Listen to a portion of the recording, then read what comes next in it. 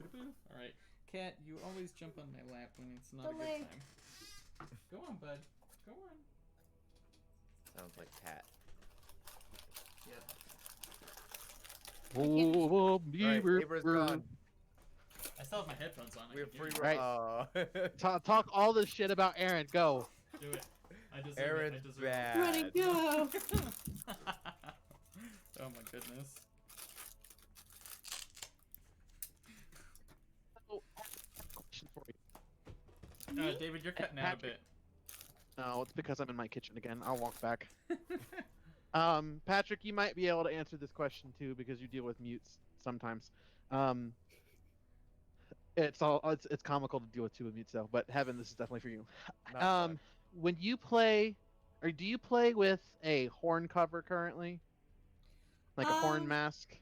Everything has been online for me up until this semester. I just met. So the trumpet studio just met in person for the first time this year, this like school year, and nobody was using horn covers. I mean, it's studio class, so it's not like we were all playing together. I know my professor hates them, and I know they're supposed to help. Like, we've done research on it, and there is evidence that it just like wearing a mask on your face, it actually helps a lot, because I know trumpet is up there with being bad about spreading. It's the second worst, yeah. Yeah. Or third, second or third.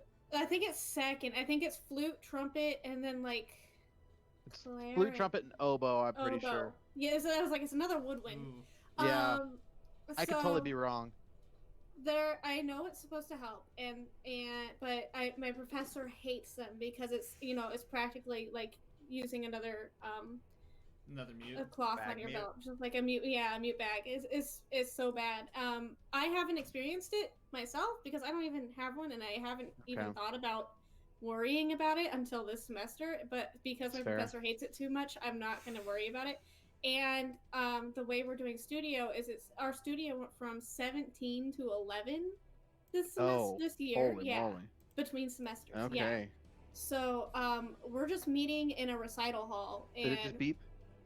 Okay. Sorry, continue. And so we're just meeting in a recital hall, and like studio class, one person's playing all the way up at the front, the rest of us are spread out wearing our masks throughout. Okay. Yeah. Because we have to use them, and there's parts with mutes. And we were trying to see if there was because you know how like horn covers have the slit in the middle and they could put their hand in. Yeah. We were thinking if there was a big enough slit, they could put their mutes in still. But I didn't know how that would. Yeah, it sounds kind of jank to me. But it would defeat the purpose, because at that point the mute is going through. So if you have to use those, it's not. You're basically not going to be using it at that point. Right. Well, so you take the cover off, put the mute in, and then put the cover back on. So the covers are an absolute pain in the ass to put on. Yeah, the covers are are tight against the bell, Patrick. Yeah, it's an I know. I'm very aware. Yeah. Okay. I thought you were. Okay. Okay. So, thanks for the not help, Patrick. You're welcome. Okay. Well, there's that. Yeah, I hate to No, it's fine. I just thought if anyone would know, you would, because I have no idea what to tell trumpets. It's kind of unfortunate because I know tubas are actually pretty safe in regards to that, because there's so many bends and stuff in the tubing. Not much actually comes out the bell. But tubas never really use mutes, so. What type of mute is it calling for? Like straight mute? It's it's the second movement of first suite. I'm pretty sure it's just a straight mute. I should know that. Could they just play in the stand or put their hand over the bell or something and get a similar timbre? I'll have to experiment with that. I'll have to get with Kirsten and ask. Not hand in the bell, playing in Courtney the stand. is here. She's in the bathroom. Okay. Read your mind. Should I She'll go? literally be here in 20 seconds. Okay, so then I'll just wait a few more seconds then. No. I'm so sorry. It's okay. 1 Mississippi. I'm not upset at all. 2 Mississippi. Okay, look, you can fight with Courtney over that, Patrick.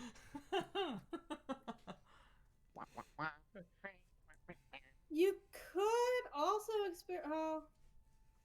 if they could find thicker bags, like the Crown Royal bags that we use, if they could find thicker ones that would go over, or bigger and thicker ones that would go over the bell, and with the mute in it, then they, as long as they tightened it to the horn, that would still help. I mean, that it would be better than nothing. Yeah, you're not wrong. But Okay. that would also be a pain in the ass. You're not wrong there either. Everybody should just play tuba, and then they'll never need a mute. Yeah, you know, I've seen tuba mutes. They I literally exist. saw one today. Not that many people write for them. Because Fair it's enough. comically hilarious to see a tuba player put a mute in. It is. I mean, if you get a nice mute, like the quality of the mute very much changes the timbre. Like if you have a metal mute, you get a like super buzzy sound. But I've got like a really nice wooden mute, and I love it. It sounds great, but I never use it because nobody uses them. I got things for you, by the way, Courtney. Okay. Logan, are you still there? Yeah. Nope. Okay, cool. He gone. Bye. Whoa. Okay. Whoa. Wow. Courtney, how long do you think you'll be? Okay. She's getting a snack and a drink, and she's sitting down. Okay, cool. I'm gonna get on her computer and see if I can do the things. Hey, don't rush, man. No stress. No stress at all. I should have done this earlier so she could have just sat down. Yeah, David. God.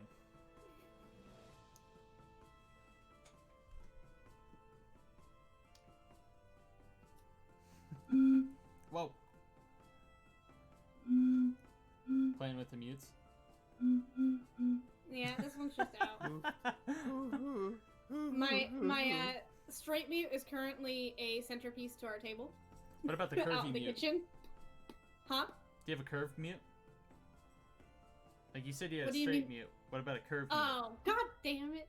I was like, what my brain was too much on trumpet stuff to like realize what you were doing, you nerd. God. I mean, to be fair, the mute that's on the kitchen table is curved. It does. Whoop. Yeah, it's a curvy mute. Yeah.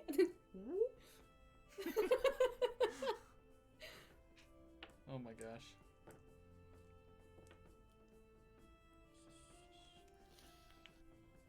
All right. All right.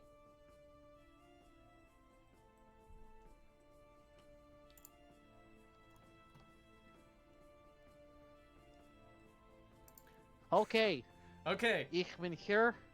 Courtney, ich bin here. That's not how you say that, but you know. We Gucci? I'm Gucci. Gucci All right. Prada. So. Gucci Prada? What? That's the brand, Gucci Prada. Oh. Well. What? Didn't know that. I can do that. No Yeti. Okay, no, we're not on the Yeti. Okay. Yeti is unplugged. Hi. Hello. You're muted, Courtney. Oh no, you're not. No, I'm not. You're muted on my screen. Okay. Anyway, yep. Let's go. Let's do the thing. Okay. Cool. Let's smack some orcs. Yes.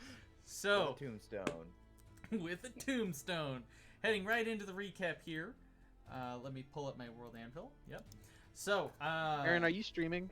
Yes, I am. I don't see your. Oh, okay, cool. Yeah.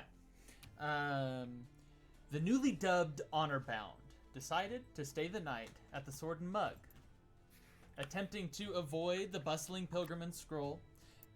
After, in the morning, they made their way out of the city and shortly encountered a terrible storm. Pushing through and not coming across any danger, they eventually made it to the waterfall that marked the halfway point to Horadine's hamlet. Staying the night after hearing the White Cloaks being served a notice by the Andoran military. As they set up camp, Clovar revealed that he now had the ability to summon a tower for them to sleep in. We then later realized that the tower was much smaller than we had thought, sadly. Their rest was briefly interrupted by a strange undead creature that seemed to have been drawn to the party. Making quick work of the undead, they went back to sleep. The party found their way to the hamlet, finding old friends, grieved over lost ones, and made sure that everything was in order. We pick up now with the party having bed down for the rest of the night, wondering what the future holds. So, who is taking first watch? We'll say that, except for Siga, since we ended last session with that dream sequence. I do it. So, Marsica. So, Marsica, go ahead and make me a perception check. Okie dokie. What's my perception again? Hi. Alright, there it is. Purple or green? I haven't tested my dice out yet. Purple. Always purple. Alright, purple Green. it is. Well, purple was a bad idea. 10. Oh no. Alright. I was gonna say green is always the right way to go. Green is my favorite color. Everyone was rolled wrong. a 13. Much higher. So you got a 10? Team rules. Yeah, 10. That was 10 altogether. Alright. So, sitting at the, what floor of the tower are you currently in? I'd be on the top floor. Second floor, I guess? Looking out the different slits? Yeah. Okay.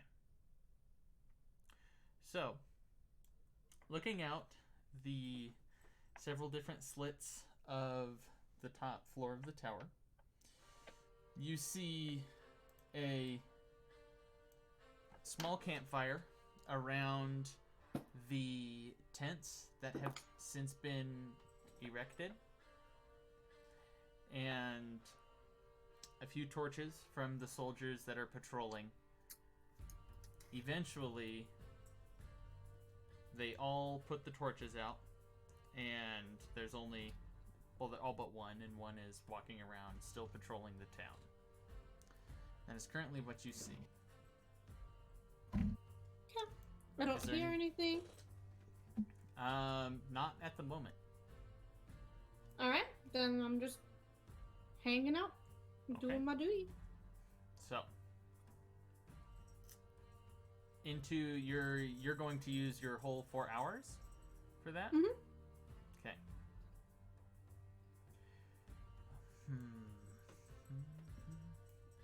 Let's go over to here. You sit for a moment. As you finish your watch, there is nothing that you've seen that causes alarm.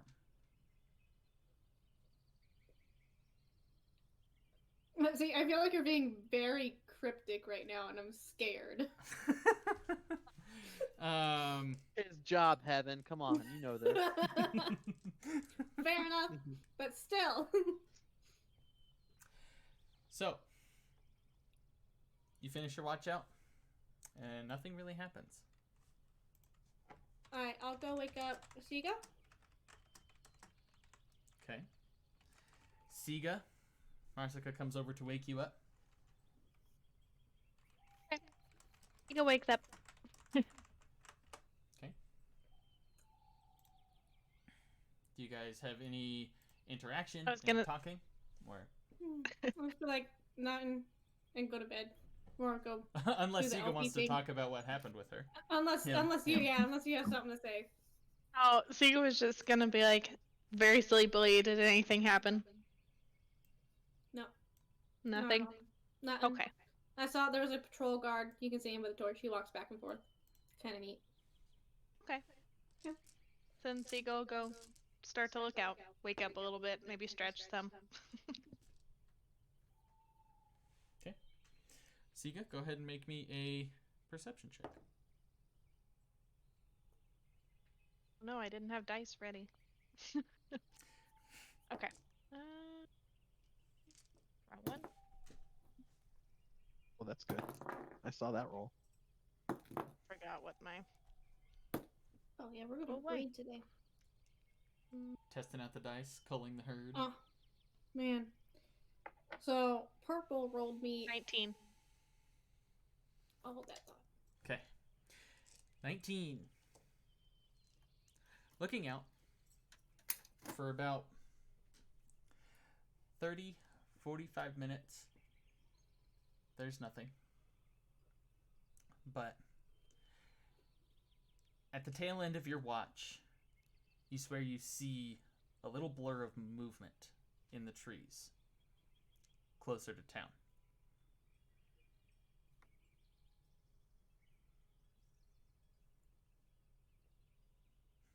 What do you do?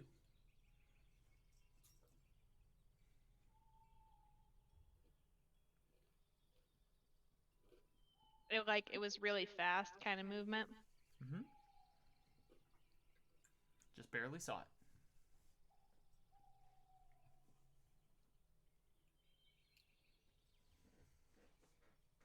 Sika probably wouldn't want to wake anybody up, but he'd definitely be on high alert, seeing if he could see anything again.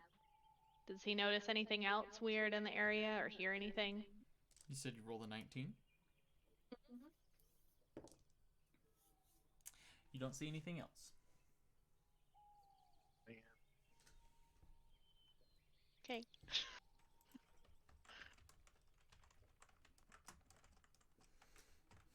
Sika probably wouldn't want to bother anybody, so he'd just make sure that he stays extra vigilant. Okay. And he's really, really awake now.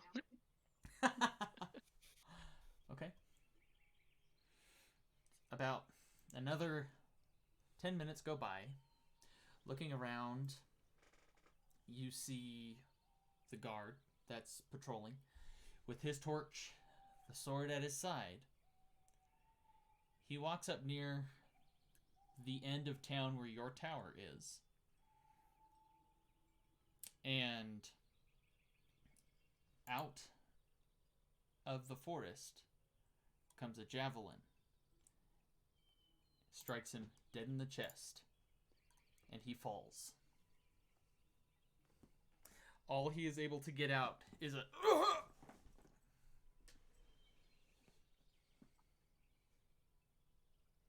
Lovely. All right. Sika's definitely going to wake everybody up then.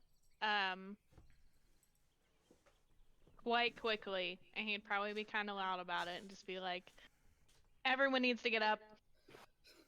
The guard just died. Everyone needs to be up. Okay. Clobar's already getting his fireball ready. Like he's got the. He's like.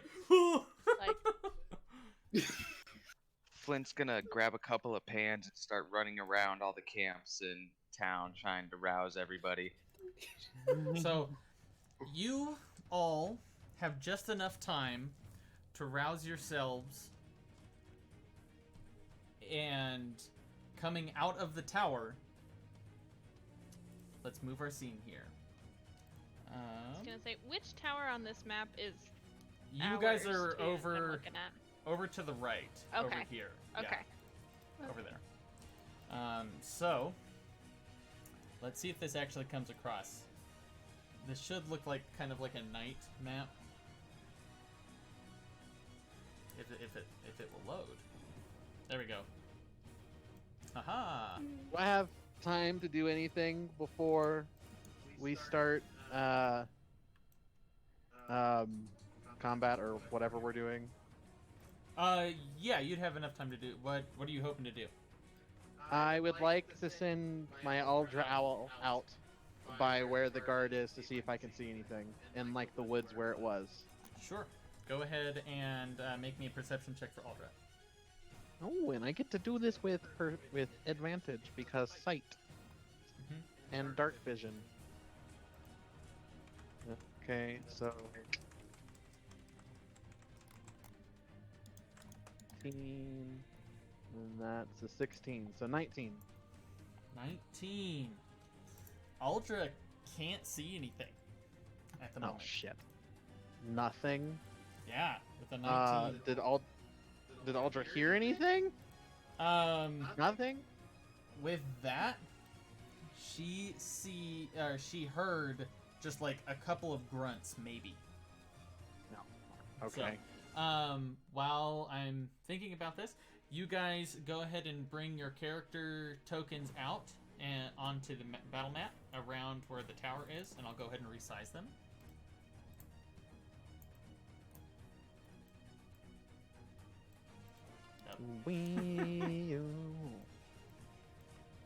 One of these days, I'll figure out how to make a map that lines up the Roll20 grid.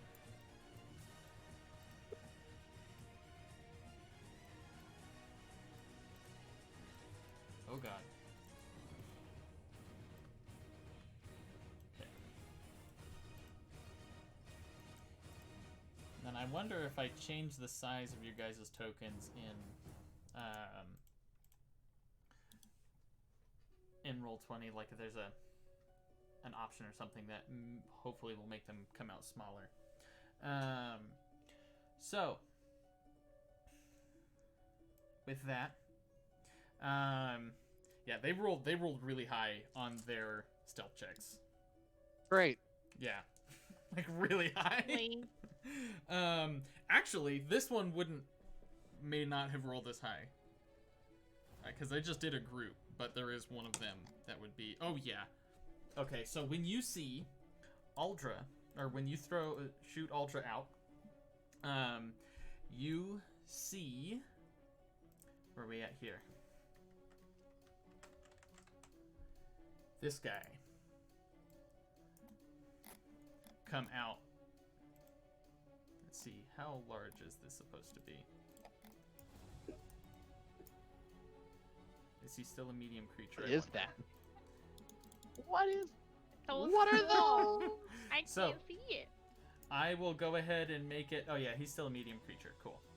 So I'll make it big for you guys for a second, so you can see what its face looks like. Okay. Oh God. Yeah. Oh, so nose. This guy looks different from the other ones, and you see as he lumbers out from the side of this tree. Great. But that is the only one Would that Siga know what it is, being a druid? Siga probably would not, actually. Okay. The only one who would really know is possibly Kakira, but you guys did hear stories of them doing something with orc blood. Is it a type of orc? Yeah, we know what this is. I do believe we know what this is, or at least Marcin. We all know what this is. Yeah. Siga doesn't know what this is. Yeah, we read the thing. We heard the thing about the orcs doing things with rituals, and they're half demon, half orc. Was Siga there for that? Oh, that's right. Siga was, yeah. Yes, we were all there for that. Are we going into the initiative? From the guard in Dora. Yes, we are going into initiative. So, if you guys can go ahead and roll initiative for me, please. No. Okay. Oh damn! I am killing it tonight. Let me pull that out. Let me clear. Oh, that's a natural one, guys. Hey, No! me too. Shit. I got a big 5. Nice. Oh, what is my? There we go. Ocho. Man. We're doing good, guys. I can't do the talky talk. All There right, we go. Flint, it's on you. 24, and what does Fang get? Oh wow, Fang got okay. Fang rolled a nat 20, so. Oh god, nice. Okay. He shares my initiative, right? Now, there's some things that I need to do here. I never rolled Aldra's health. Shit. What is your health, Aldra? Okay. So in combat, Flint is gonna like always chill next to Fang. Okay. Good puppy.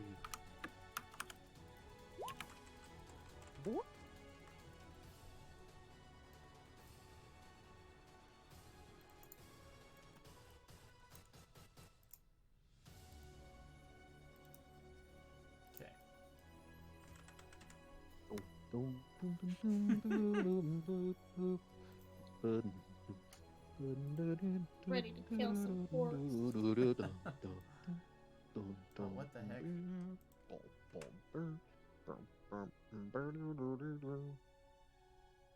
There it is. Sorry about that.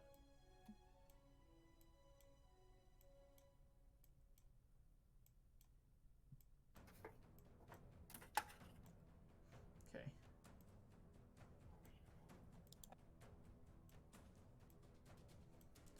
get these all set up here.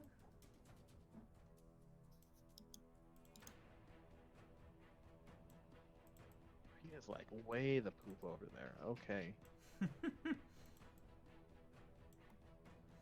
Now.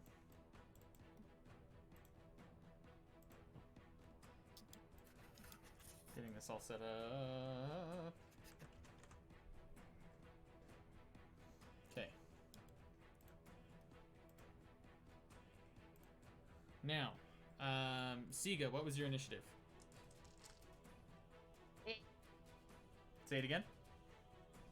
8. I cannot hear you. It's at 8. 8? Chill. Okay. Fang, what was the total? 20? 25. Oh, Clobar. 21. Nice. Marsica. 24. Kakira. What? 3? Why are you so quiet? 3. Oh, okay. Like, what is happening? Calvio. 5. Flint, you had an 18, right? Yeah. Okay. So, now we go with these guys.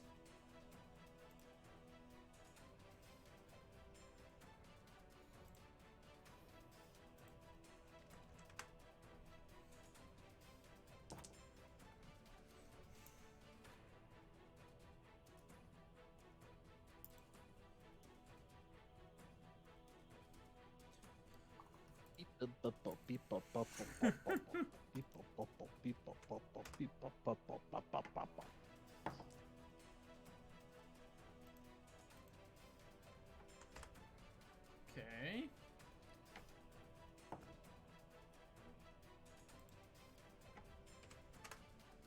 Alright, now, I always roll so terribly for the monsters.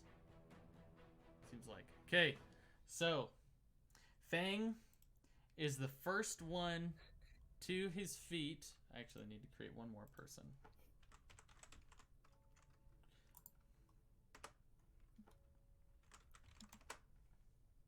Okay. All right. Fang is the first to his feet. What is he doing? All right. He's gonna be over here. He's gonna run right over here next to Clobar, and he's growling at them. He's not gonna get close unless some party members, because pack tactics and Wolfie Wolf ain't as strong as the rest of us. So he's just gonna growl, and if somebody happens to come nearby, then he will bite. Until then, he's waiting until somebody else gets close. Okay, cool. If that's his turn, then we go to Marsica. Okay. Now, Marsica, on the other hand. Can she see them clearly from where she's at? The only one she can kind of see clearly. Do you guys see all those little ones out there? Like, no. Which? Okay, cool. Oh, they're Sweet. up on the stream though. Aww. Oh, I didn't look at the stream. Aww. I just glanced. Patrick, Come on, Patrick. Cheater. That's okay. That's Pumpkin okay. eater. He said That's he okay. fixed that. Cheater. That's okay. That's okay. The only one Marsica can see is this big guy right here. Okay. And she can see him just fine from where she's at? It's a little obscured because there's some bushes in the way, so effectively he gets a +2 to the AC. Okay. Yeah, well, I got a +10. Why not? Alright. We're gonna shoot. Alright, make your attack roll.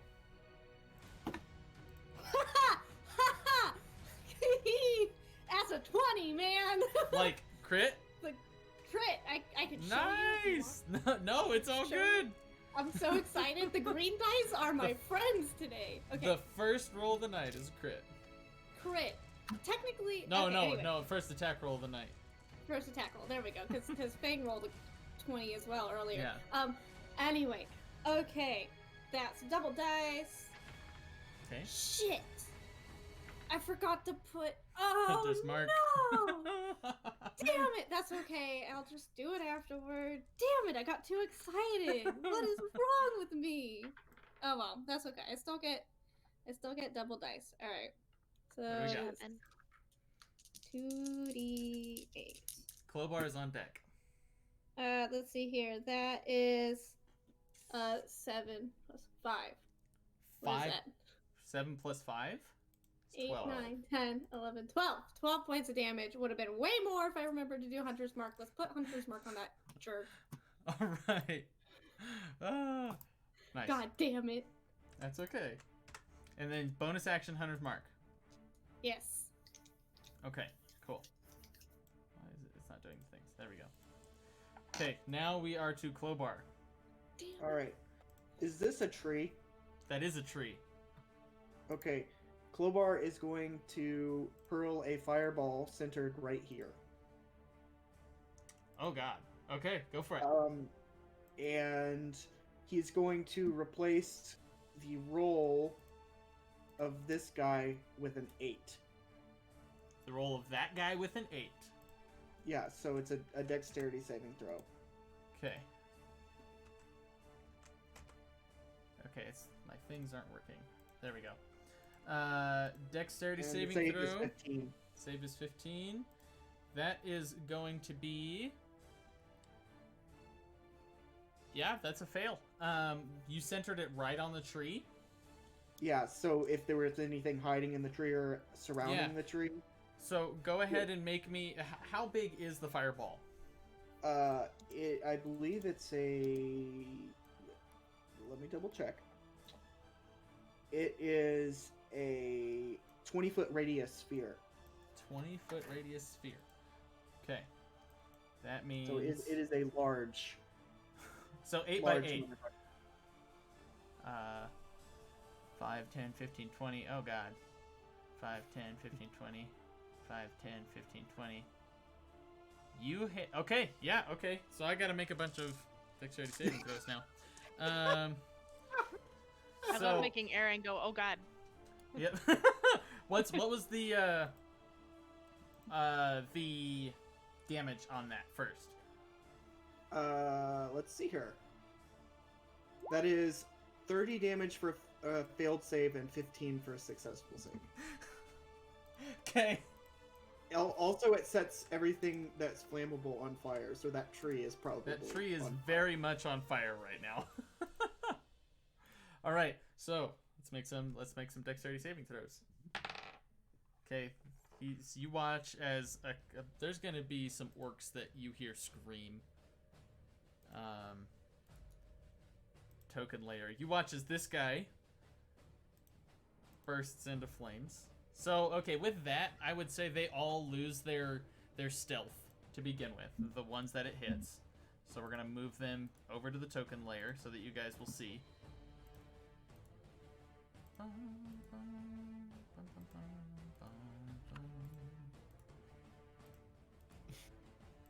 Okay, so those will be, if it's centered on the tree where I thought you did, 1, 2, then those are the ones that'll hit. Okay. So you watch as one of them like bursts up into flames and screams. The next one is also going to do that. Oh, it's 15 if they fail it. Okay, that's not even worth rolling. 15 if they succeed. 15 if they succeed. So 30 if they fail. These guys, you watch as all the normal orcs are just dead now. You watch as you hit them with a fireball, and they all just like yell out in pain. Then this guy should be centered on a square here. Now, so I just roll for these guys now. That one succeeds, so that's 15. I was gonna roll for every single one of those orcs, and then I realized their HP is 15.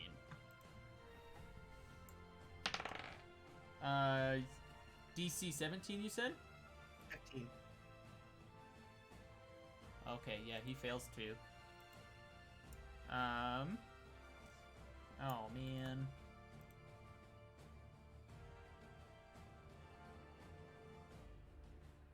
Okay, you watch as this orc here, when it gets hit with a fireball, explodes at its place. Which one? This one right here. One that looks like it's covered in pus and things. And then that reveals... Why is it not letting me do this? Okay. Put that there. Okay. And then that reveals this guy. Now that I know you guys have fireball, I gotta start throwing fire-resistant things. Nah, you don't have to do that. All right. Yeah, but I'm your ice person, so it's okay. He succeeds. Okay, cool. Now, that was a great turn, Kolobar. You killed most of the damn orcs with one fireball. Kolobar is going to turn to the group and say, leave one of them alive. We can interrogate them. Okay. Is that the end of your turn? Yes. We are to Flint now.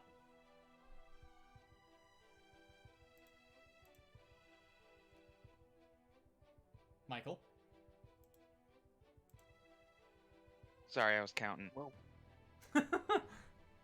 Don't hurt yourself. I guess I will cast Shatter at the demonic orc that first stepped out. Okay, and Shatter is only a 10-foot cube, right? Pretty sure. 10-foot radius. 10-foot radius sphere. Okay, so he has to make a Constitution saving throw. What is your spell save DC?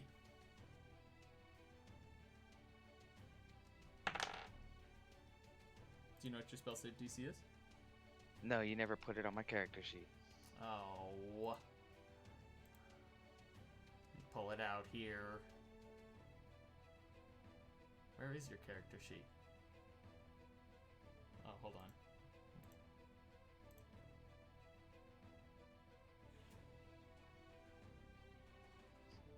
There it is. Why is it not? It should have just automatically populated. Core rules. I don't understand why it didn't populate. So it's 4. 8 plus 4 is 12. Plus 3 is 15. That's really strange. I don't understand. It should be charisma. There we go. Now he fixed it. Now it's done.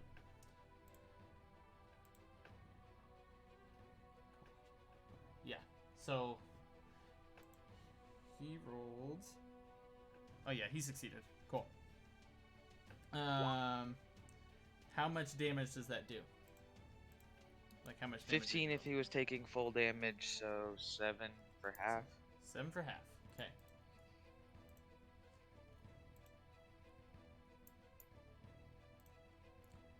All right. Is that the end of Flint's turn? For a bonus action, can I scream as loud as I can to try and wake up the people across the river? Sure. Because for all we know, this is just one party on one side. Yeah. Can I do a performance check with it? No, you don't have to do that. You just scream real loud. Well, I'm gonna roll to see if they wake up. Because they killed the one guard that was patrolling. Okay. You hear one of them, one of the other guards in the tents farther on the other side of town, quite a bit far away, yell, "We have company!" And they're starting to wake people up. Cool. So I'll end my turn there. Okay. It is now the demonic orc's turn. He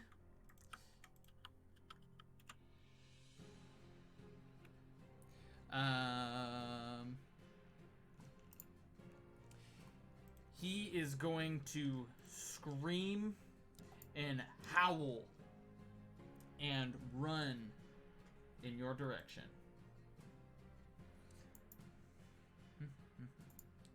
Now, what is it here? Okay. So that is going to be 1, 2, 3, 4, 5, 6. 1, 2, 3, 4, 5. And he's going to put himself right there in front of Clobar and Fang. And you watch as Wasn't Fang with the ready action? Just ready to bite in case anyone stepped up close? Yeah. All right, make your attack roll. Yes. Okay. Let me pull up things. Racket, thing. Where are you to hit?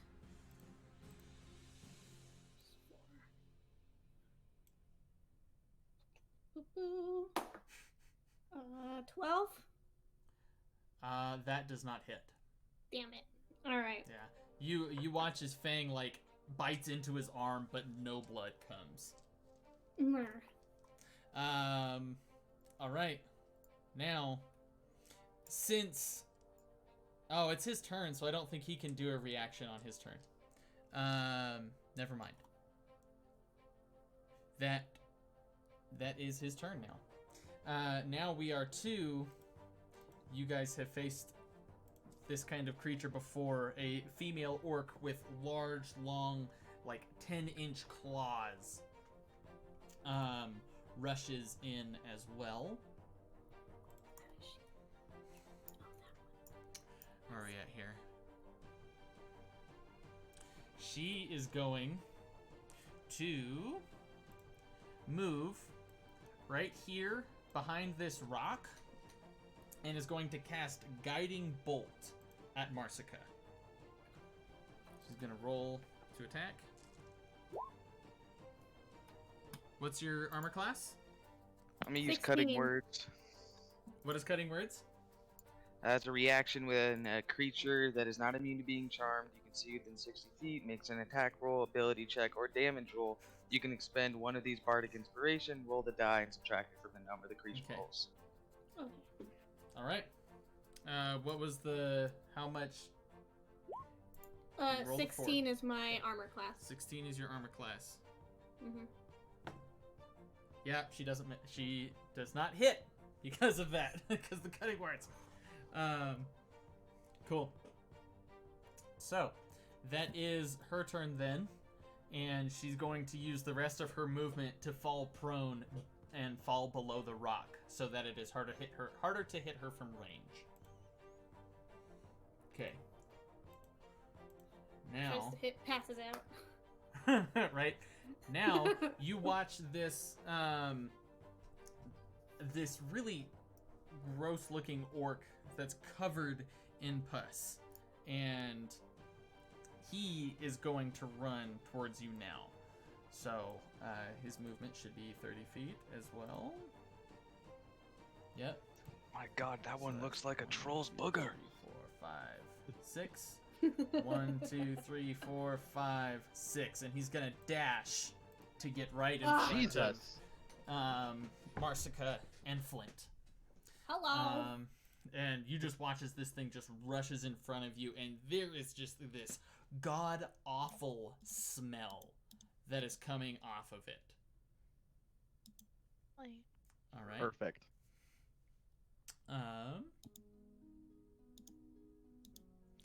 Cool. Just gags a little, like, oh, that's worse than curdled milk. They're all dead. What? Okay. Now, it is Siga's turn. Okay. Where technically, I don't think I would have been around the back of the building if that's where I was. Oh, okay. I was just put in a weird spot. I didn't think about that until. No, that's okay. I would assume, like, yeah, like, that's fine. Over here, maybe. Okay. Yeah, that's fine.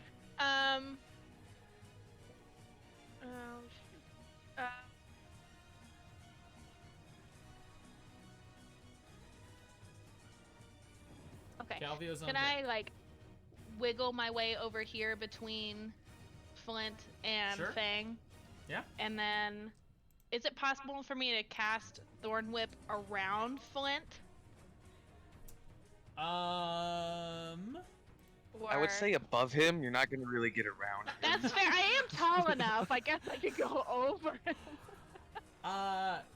Yeah, I'll say it is. He has he'll have +2 to his AC to hit him because it's on the other side of Flint.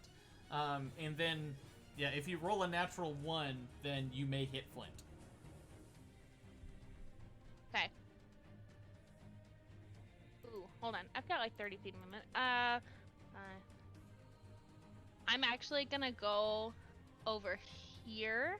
Okay, so going that way, you would provoke an attack of opportunity from the big guy. That's up to you if you want to do that. No. Just go for it. Cast it above me.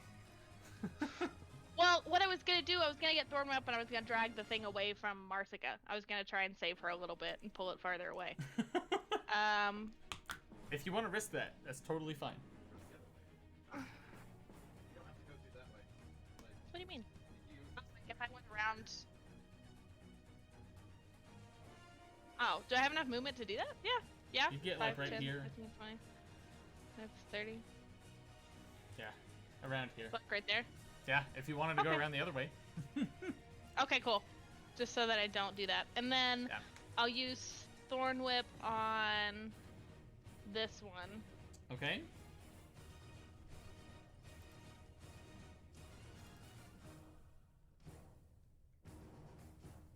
Over here.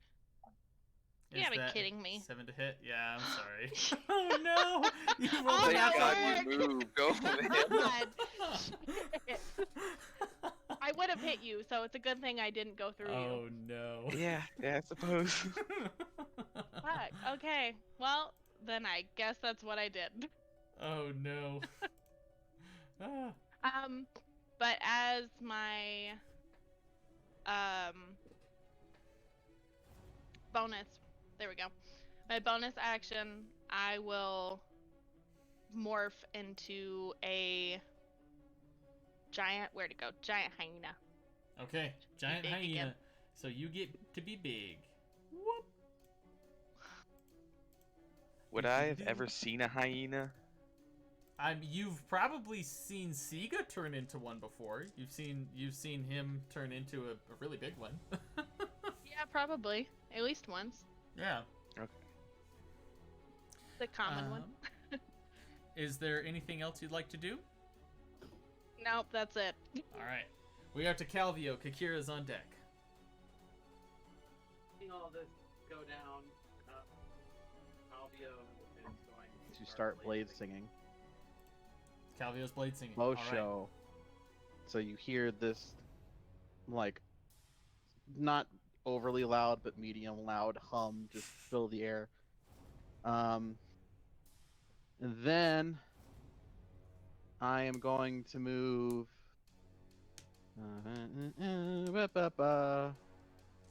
this way. And Okay. I'm going to cast Mirror Image. Oh, okay. So does the mirror image take up more space, or is it just... I create 3 illusory duplicates of myself in my space. Okay. And until the spell ends, the duplicates move with me and mimic my actions. Each time anything attacks me, I roll a d20 to determine whether the attack hits me or one of my duplicates. Cool. Sweet sauce. So not extra hard to hit. Nice. Is that the end of your turn? I'm just gonna yell at the big pussy one, "Over here, you big troll booger!" And then that's the end of my turn. All right. Kakira, it is your turn now. How tall are these rocks over here? They're probably like a good, right here, like 5-6 feet, you know? And then over here, probably as tall as like 10 feet. Like they're boulders. Can I fly on top of this tower? Would that let me see? How big is your flight speed? 50. 50. Then yeah, that would be enough to get you on top of the tower, and it would still be, since she had fallen prone, let's say she doesn't get the AC bonus from being behind cover, but it's still disadvantage to hit. Okay. Shoot. I was really hoping that was gonna do something. I did do something. It lowered the armor class. Fair. That's fair. But you said they're prone? Yeah, like they've fallen prone, so that it's harder for ranged people to hit them. Okay. I'm gonna cast Spiritual Weapon. Okay. And the tombstone's gonna appear. Let's go right here. All right. Nice. Yeah, I'm gonna go for thwack. So do I now get advantage? Do I roll for advantage because she's prone? Yep, you sure do. Okay. Let's get that out there. Okay. Does a 19 hit? Let me check. Yes, it does. Okay. And that's gonna be 13 points of force damage. 13 points of force damage. Okay. And since that was a bonus action, could I also try casting Guiding Bolt? Yeah, of course. It's disadvantage to hit, though. I'll take it.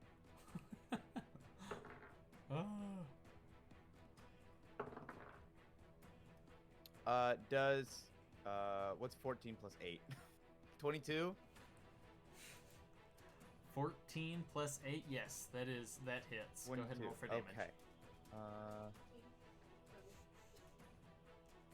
All right.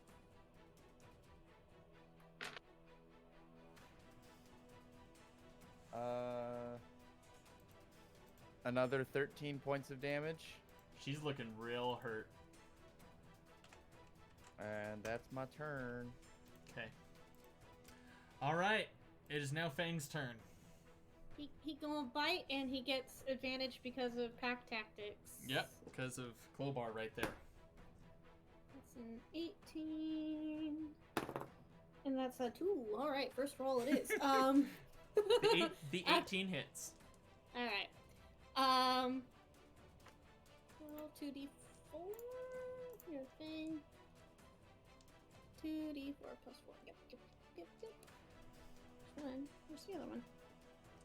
Funny. Alright.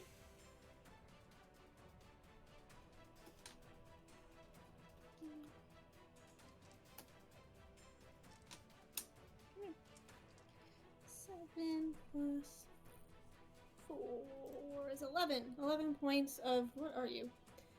Piercing damage. Alright. Cool. So, you see as Fang sinks his teeth again into his arm, his eyes almost radiate fury as, with a swift motion, he brings his great axe down at Fang as a reaction. Oh. Alright, Fang's got... Is it possible to reaction? a reaction. Yes. Reaction. Alright, I'm gonna cast Cutting Words at him as he tries to hit Fang. I'm You've sorry. activated my trap card. That was a crit. Oh no. Okay. I'm sorry. Crap. Oh Crap. no. Well, with Cutting Words, I can make it less than a crit. I mean, does that take away the crit status? I don't think so. I don't think that's how that works. Okay. I mean, if it did, you roll cool. a crit.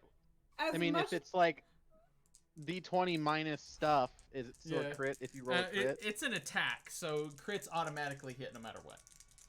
So, okay. Yeah. If it was a skill thing, it wouldn't count with the 20. So. Alright, never mind then. Oh wow. Why does this always happen to Fang? That he brings his makeshift greatsword looking thing straight down onto Fang, dealing 25 points of damage. Woo! Fang's alive, but he's not looking so great. And he roars in Fang's face in response. Oh. Rude. Not the pupper. Is that Fang's turn? That is Fang's turn. We are now to Marsica. Okay. I've got some decision making to make here. Okay. Klobar is on deck.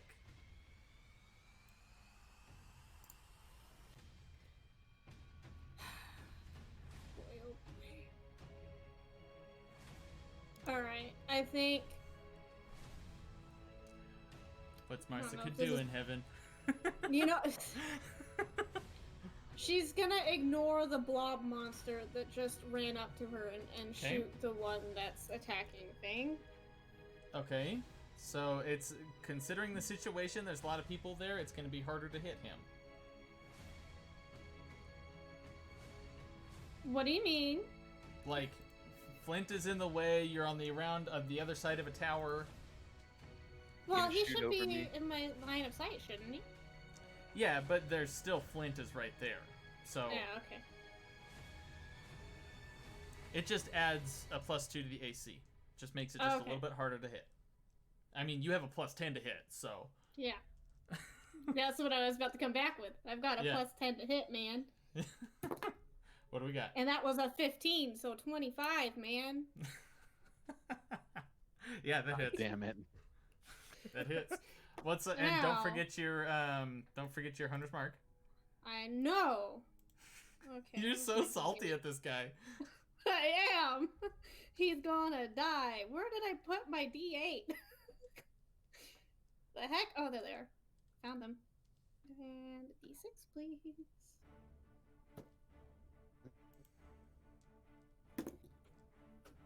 Alright, that is...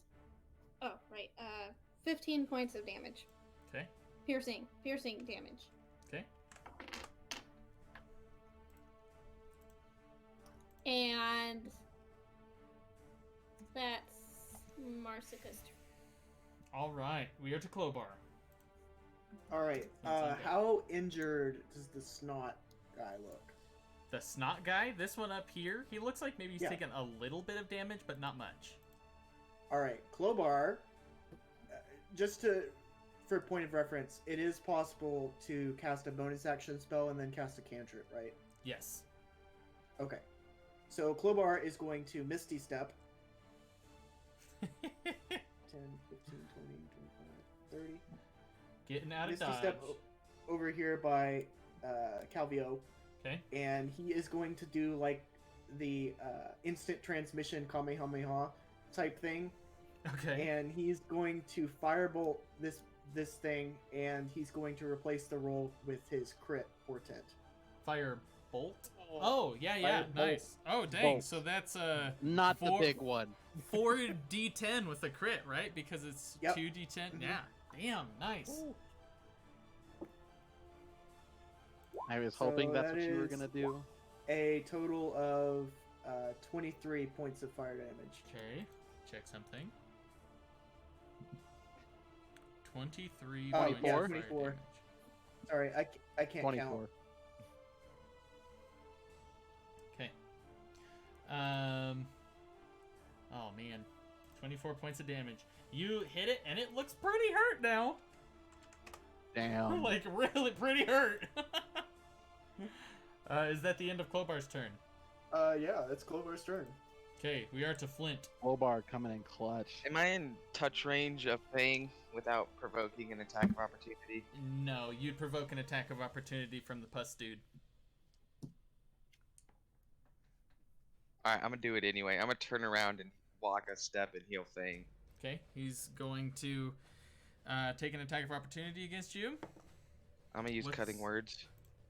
How many cutting words do you have? Oh no! All right, roll your Total of D8. 4. Roll your D8, and then what's your armor class?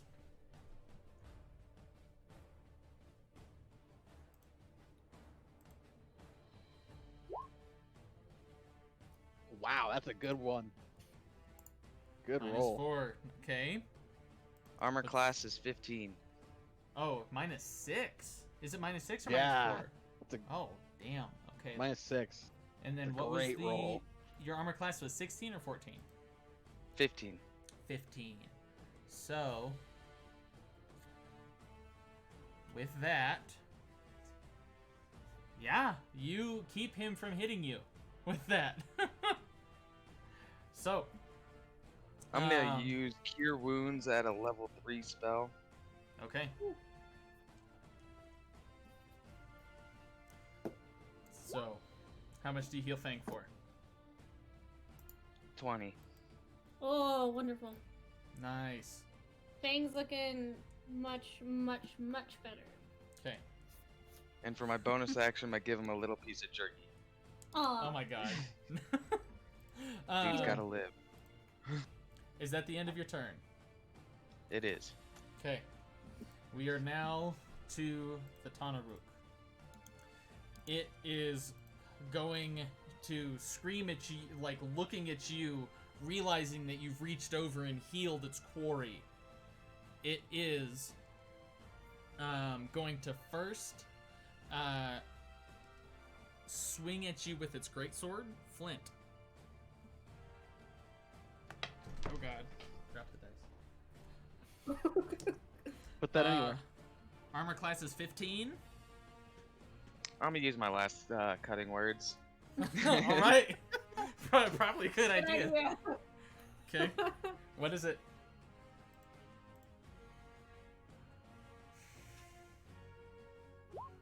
Beep, beep, beep. 2. It's Nice. a 2. That's still not bad. 2. So that's... Oh, man. That makes it a 14 to hit. It does barely misses you then. It's just going like suck in my belly a little bit when he goes to swing it. So, swinging at you, realizing he just barely misses, he's going to scream and roar and bring his head down to try and chomp at you. Big chomper. Mm-hmm. That will hit. And that is going to deal...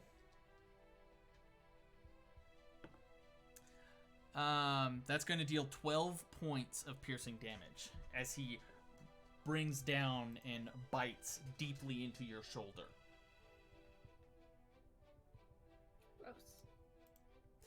And then lifting back up, it is now the claw's turn. It's going to use half of its movement to get up. I need to get that one disinfected. It is going to then use its turn. It uses its turn to get up. Man. Okay.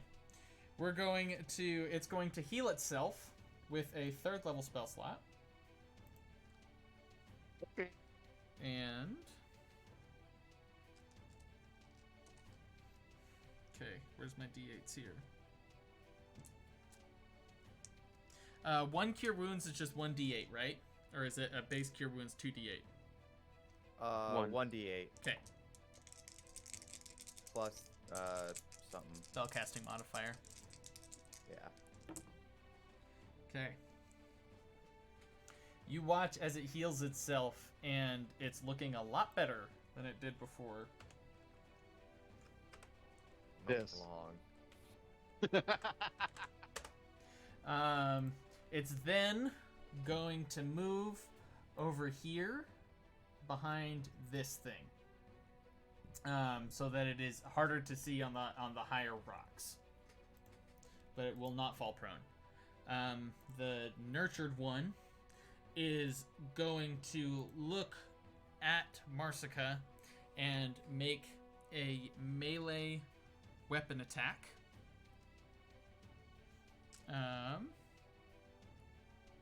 What's your armor class? 16. Okay, that does not hit. It's then, realizing its situation, it's going to move right here and use its bonus action to use Corrupted Vengeance. It's going to reduce itself to 0 hit points and then explode. Explode. So, actually, it wouldn't move right there. It's just going to stay right here. God. It is. So then it's going to hit everybody except for Fang in that radius. It's going to hit Klobar, Calvio, Marsica, Kikira, and what's the radius? Flint. 10 feet. Siga's out of it, right? Oh, well, I'm on top of the tower. Oh, that's right. So you're fine. Siga is out of it, so everybody except for Kikira, Siga, and Fang.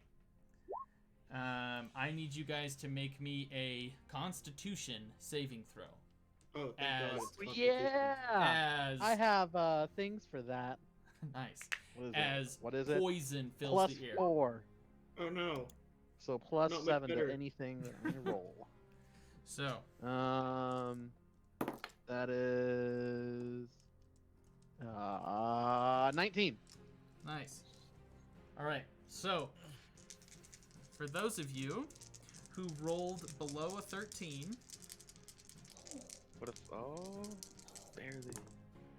you're going to take 16 points of poison damage.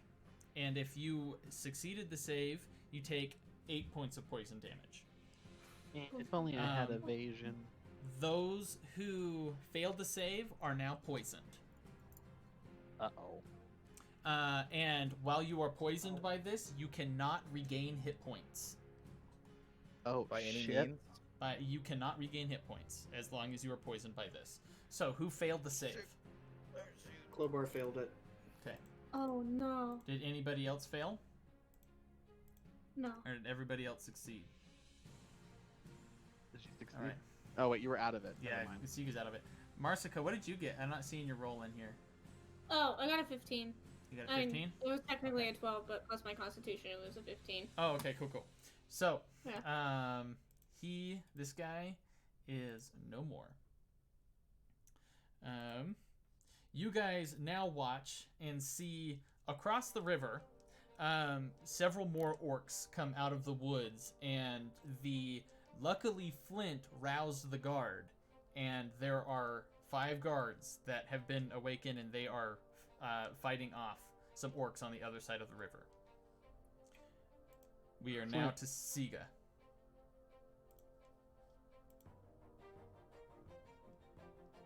So, oh, hold on, sorry. Can you say that again? I didn't get very far, so it's okay. Siga, Okay. can you hear me, by the way? Yeah, I could hear you. There was just an Okay. echo, so I was like toggling either David that I muted or you that I muted, depending on who was talking. So I was going back and sorry. forth. No, it's totally fine. We're trying to work on it. No, it's no worries. Okay, so Siga's gonna go forward, like, to here, to Okay. try and bite our demon orc enemy Okay. here. Yeah. Go ahead and make That's your a attack roll. big hyena. 20. Like crit? Not natural. Dirty Okay. 20. Cool. Go ahead and roll for damage. That definitely hits. Okay, cool. Where am I? There.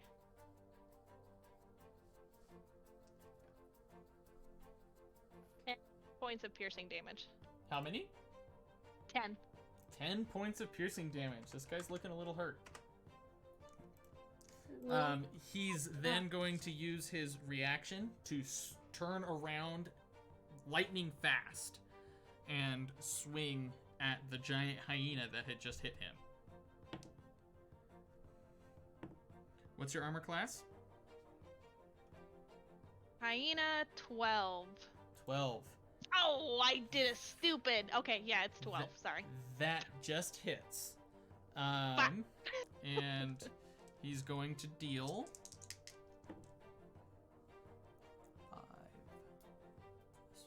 9 points of slashing damage. Coming back around. Is that the end of Siga's turn?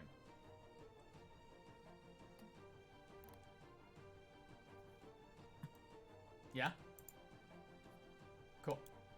Sweet. Now we are to Calvio. Bonus action. Okay, so you see Calvio mutter some words, and then this black blade shows up in his left hand as he casts Shadow Blade. Nice. And then I'm gonna use my movement to get right Shmia. Okay. And I'm gonna hit the shit out of this dude with my Shadow Blade. All right, go for it. Plus stuff.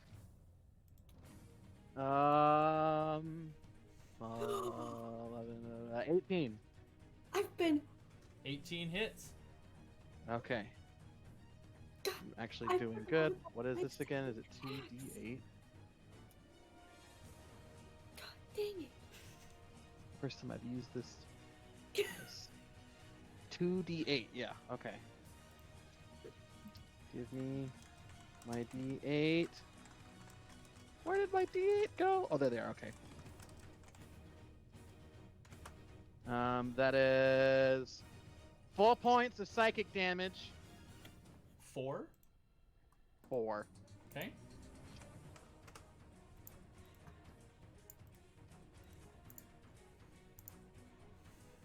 So does two-handed, two-weapon fighting, the second attack, does that take my bonus action? Yeah, the or second is it just attack something I get to do? The second attack takes your bonus action. Oh, was that sneak attack, by the way? Technically, yes, because he's engaged with allies. He takes 5 more damage. All right. This guy's That's my turn. Really hurt.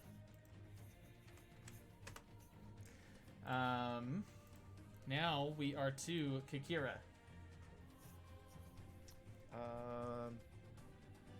How hurt is the Tanaruk?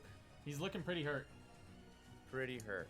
Mm-hmm. Okay. So I'm gonna use my bonus action. I'm gonna move my tombstone over, and I'm gonna take a thwack at what's her face.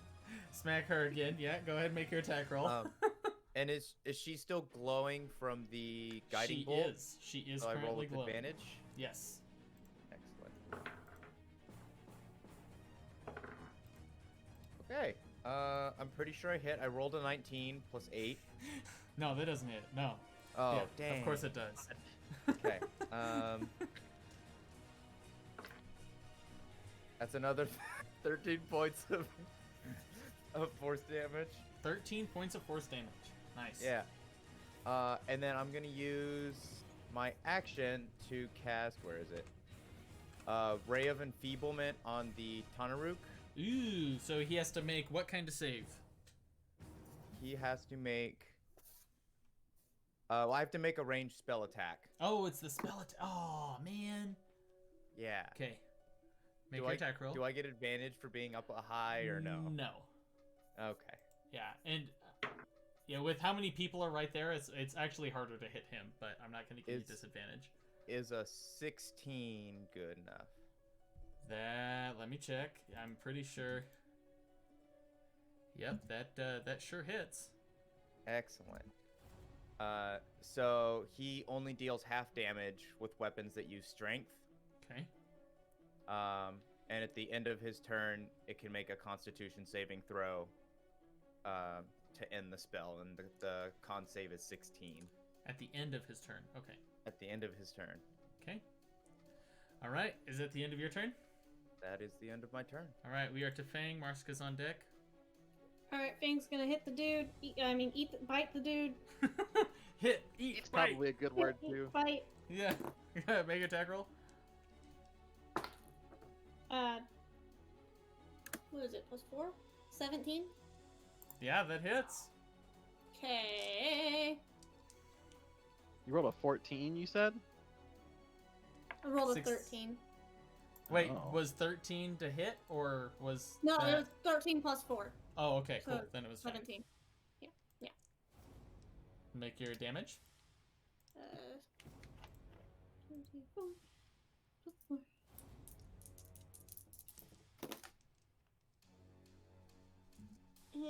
It 7 points of piercing damage. Okay. So since it already used its reaction to attack Siga, it cannot use its reaction to attack Fang. It's probably good for Fang. Yep. And he's been enfeebled. And he's been enfeebled. Thank you for the reminder. Is that the end of Fang's turn? I read that wrong. It should have been 9 points, but it's fine. How much was it? It was a 5 plus 4, and I read the pointy points wrong, but it's fine. It's all good. Marsica, your go. Crowbar's on deck. Oh yeah. So Marsica's dumb and forgot about her second attack that she recently acquired whenever she attacks things, and I just had an epiphany about. So now I'm really angry, and I really want to kill this guy. Okay.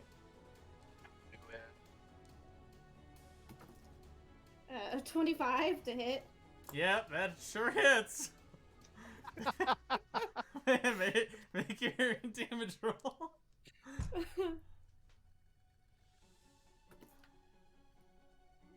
Where'd I put my Does D6? a 25 hit? God.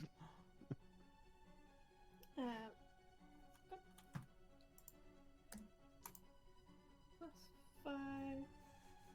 14 points of piercing damage. But wait, there's more. Okay. Are you gonna make another attack? Did it crit? Yes. All right. 30 hit. Does a 30 hit? I fucking hope so. Yeah. Oh, it sure does. How do you want to do this? Okay. Wow. Man, I really want to shoot his head clean off or something. I mean, sure, you could save. You could save it.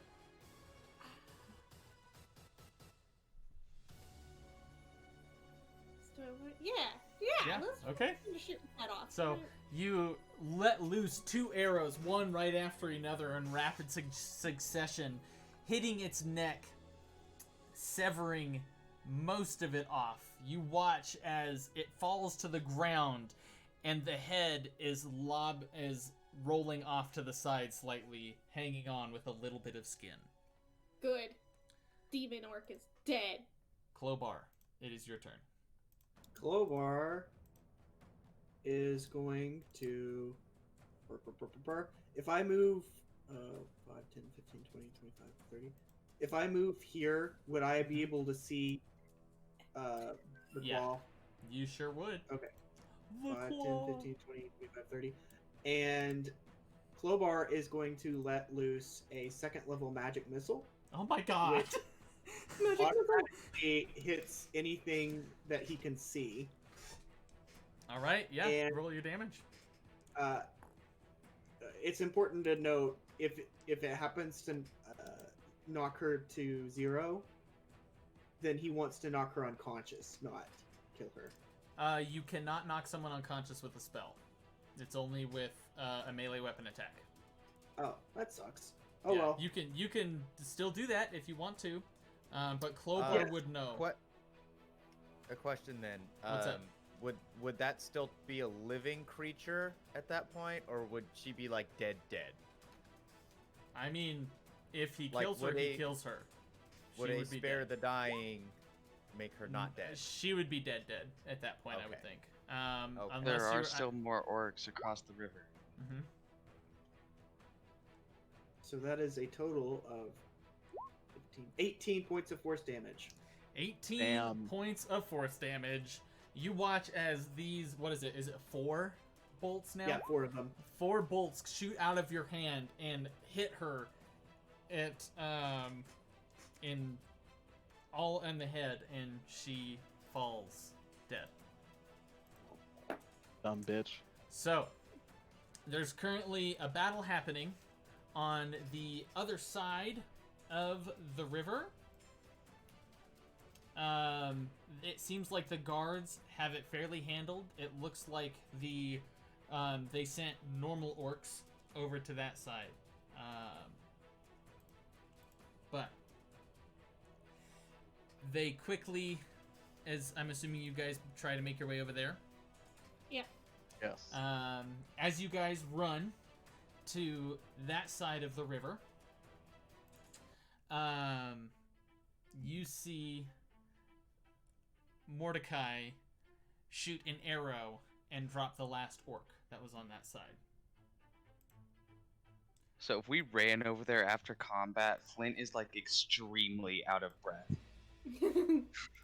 Just like almost doubled over, just wheezing, just. So, Mordecai sees you coming, panting. I didn't think they'd be able to get this far. It's only been a few days. Oh boy. Oh boy, oh boy, oh boy. This could have just been a scouting party. It could have been. How many were on your side? A lot. There was 5? There were more than 5. Quite a large explosion, I heard. Looking back, you would know that there are currently 8 normal orc bodies and then 4 other ones. Okay. So I cooked most of them myself. yeah. So what are you guys doing? Clobar's going back to sleep. All right. Clobar's making his way back over to the tower.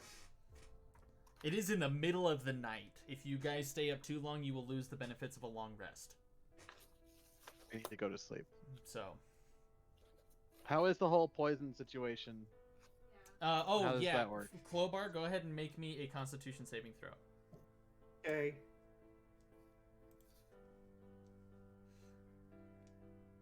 That's a crit plus 3. 23. You are fine now. You shake off Yeah. the effects of the poison. Yeah. So we get full hit points if we sleep, right? Yeah, you guys get your hit points back if you go to sleep. But go the fuck to sleep. All right. Get your Samuel L. Jackson on. Go the fuck to sleep. Is there anything else? I'll say that again, Courtney. I was just gonna say, Siga would probably help everyone back to or he wouldn't be able to say anything, but he'd offer in the most hyena way possible, or like pick someone up and put him on his back, see if anyone was tired enough and wanted to ride back over to the. The guards are freaking out right now, by the way, seeing a giant hyena. Like, giant it takes a second so... for them to be like, oh god! And then the rest of you guys are like, no, it's okay. It's with us. You know. Don't worry about it. Don't worry about it. The hyena chuckle. Yeah, that's quite unnerving to have a giant hyena do the hyena laugh. It's just like lower. So all the guards are just like, and Mordecai like is still a little phased, but he's dealt with you guys before, so he's not as phased. And so he's just like, all right. So, do you think there's any more danger?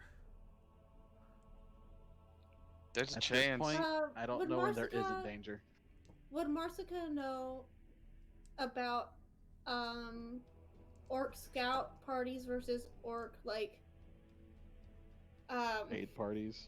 Raid parties, yeah, or a full army. Yeah, go ahead and make me a history check with advantage since it's your favorite foe. Would I be able to go investigate the bodies of the demon orc and the mage orc without it costing me my full night's sleep? Yeah, sure. Go ahead and make me an investigation. Can I go with Calvio? Of course.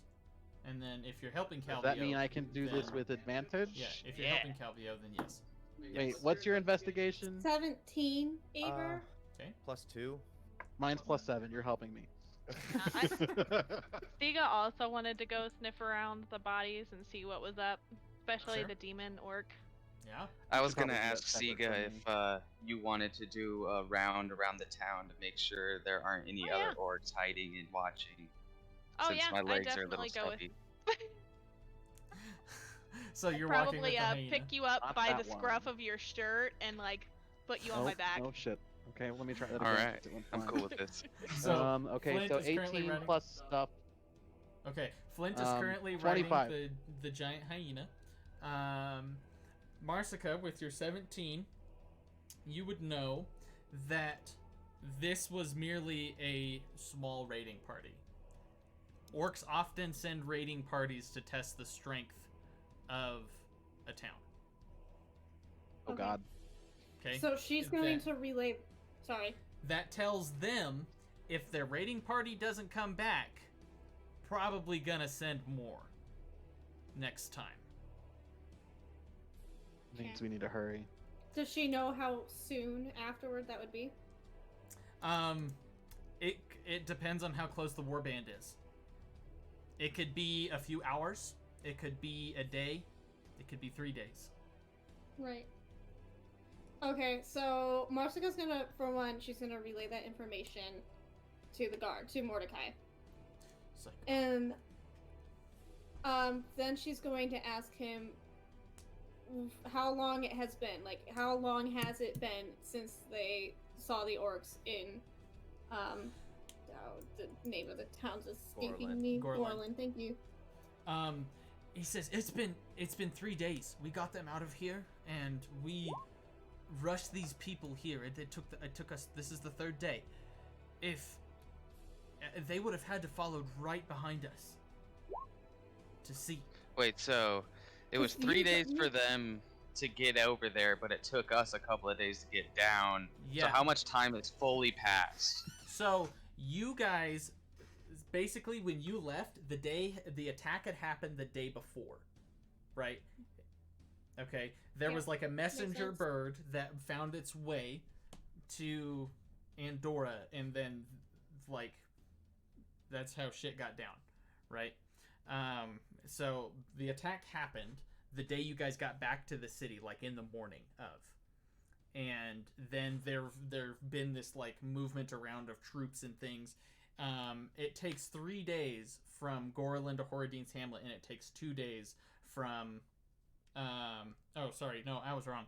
The attack happened like 2 days before you guys. It was like while you were in the ruins. And so it takes 2 days from the city to get to Horadine's Hamlet. It takes 3 days from Gorlin to get to Horadine's Hamlet. Right. Right. So, yeah, it would have. So it probably, looking at the calendar here, it's been 5 days, 5 or 6 days since the attack has happened. So that warband can literally just be like an hour away, just on the horizon looming. Yeah, if you have no idea. Set up, they could. They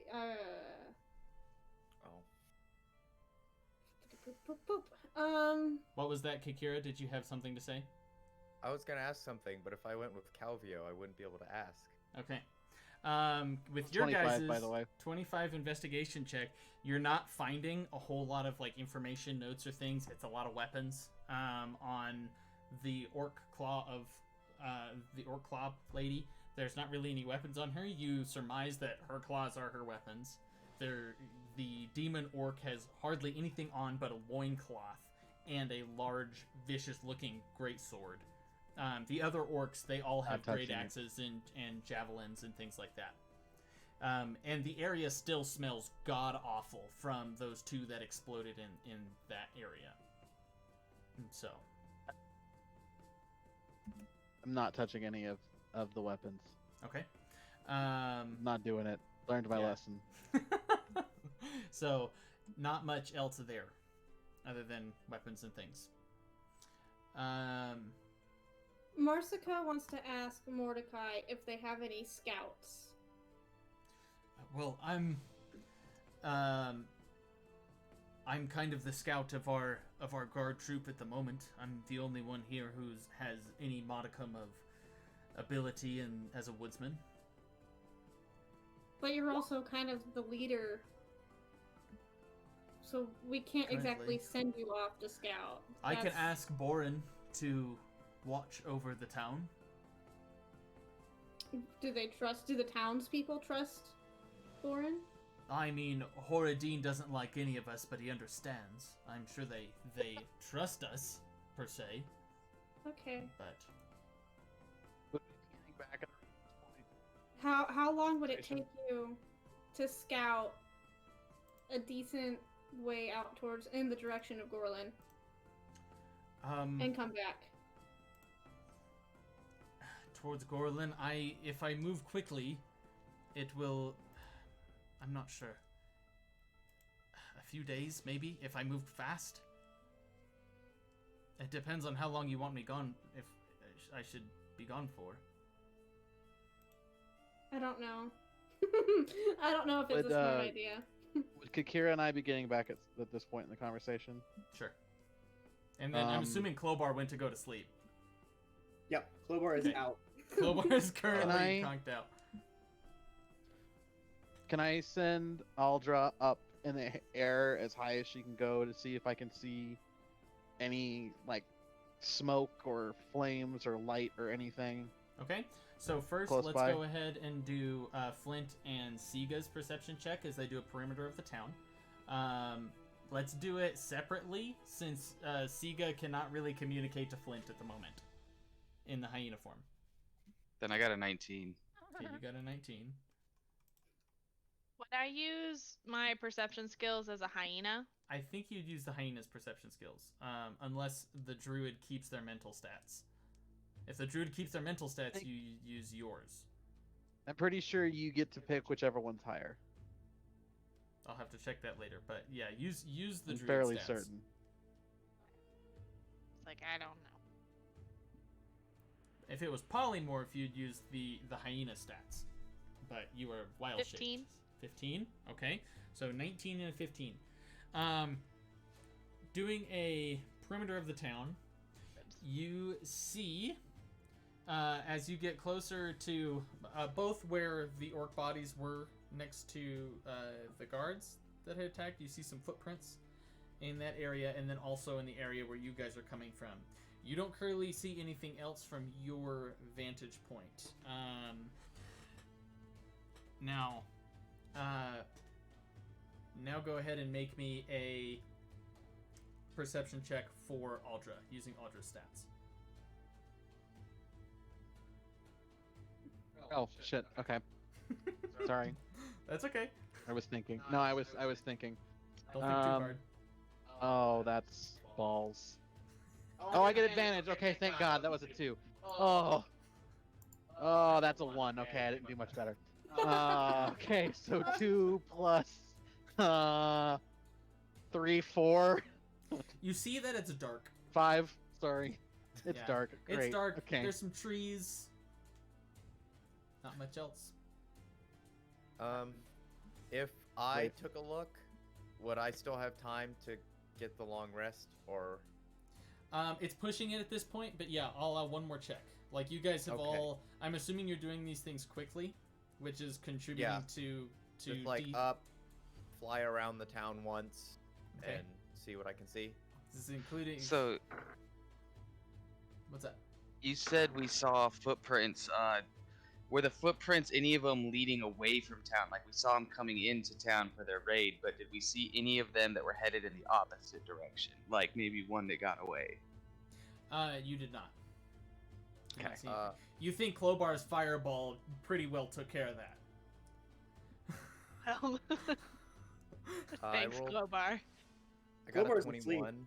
Got 21. Oh, shit. Right. Yeah. Well, I get to roll with advantage because of my... your night vision goggles, yeah. You Googled. Yeah, Googles. You see, very off in the distance, 21 was the DC, very off in the distance, 3 giant bats with riders atop them flying away from the town. How far? Like, a few hundred yards. Like, and that's all I see. There's no campfires, there's no smoke or anything that I can see? Mm-mm. Not from your vantage point. Okay. So I guess I'll land and I will... back to Gorlin. Relay that information. So they're likely not super close. Yeah, if they have to fly, that's probably far away. We're just stealthy. But I can't say that as a hyena, so I think So, if there's anything else you guys would like to do, it would push it. You would not get the benefits of a long rest. Be sleepy. Yeah, definitely need to go to sleep. Back to sleep. Basically, for the night, Marsica's just gonna say, let's just stay on our guard. She's not gonna tell Mordecai to leave or anything. She's... Okay. So, Mordecai will point to 2 of the guards, and he says, "You two, you're up. Go grab Florin's body and bring it back over here. We'll bury it in the morning. We need everybody alert." And so the guards stay up to keep watch. Is anybody of you keeping watch in the tower? I'll take a watch, just so I can disinfect that orc bite that I got as well, and make sure, like, cause I lost 20 hit points, so. Jesus. Yeah. Then, Flint, you would not get the benefits of a long rest. There's still, if you guys want to keep watch, the 3 people who, there's 3 more hours left in the night. It's up to you guys. So if we keep watch, we don't get a long rest. Those that keep watch will not get the benefits of a long rest and will need to make a Constitution saving throw to see if they're exhausted. I'm going the fuck to sleep. Okay, Calvio's going to sleep. Sega probably needs his sleep. Okay, Sega's going to sleep. Yeah, I'm gonna risk it and just go to bed. Okay, going to bed. Risk it for the biscuit. I'm missing almost half my health. Like, I can't. I need my bardic inspiration too. Okay. Kakira, what are you doing? Good question. I guess I'll go to sleep. Well, reasonably, the only person that should even think about doing it is Marsica, because she doesn't have to sleep as long. But I don't know if you got all the hours you needed for that. She already took a watch for one. She took the first watch. She's the one who took the watch. Shit. And then. Yep. Well, all right. Everyone's going to sleep.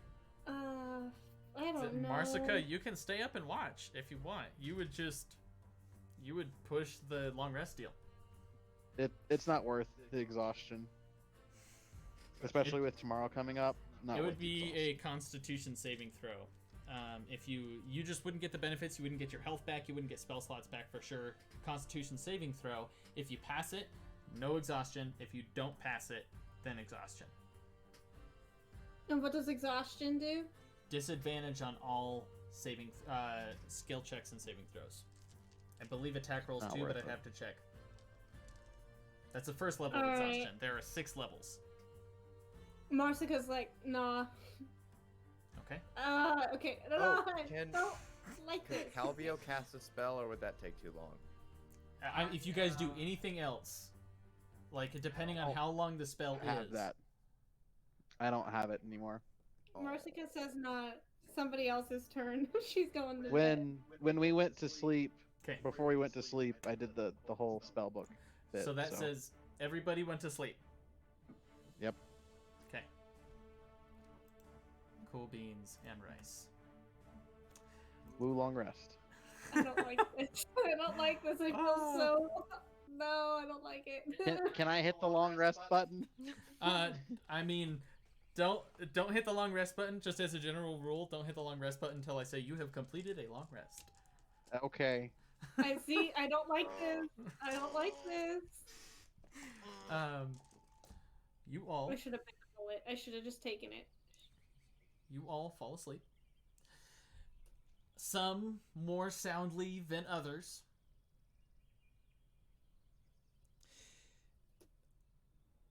The guards are out looking around, keeping guard. Yeah, that's what guards do. A lot of dice. Yep, keeping guard. It's their perception checks. Oh, good. For who? The guards' perception checks. They're out looking around. We should have stayed awake. I should have stayed awake. Should have stayed awake. I should have should not have said that. And if I died, I should not have said that. I should not have said that.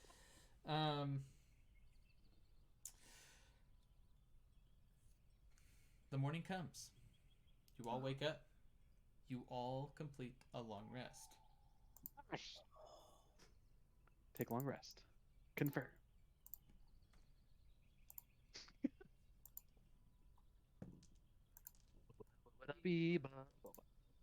So Flint's got a nice new scar of an orc bite mark on his shoulder.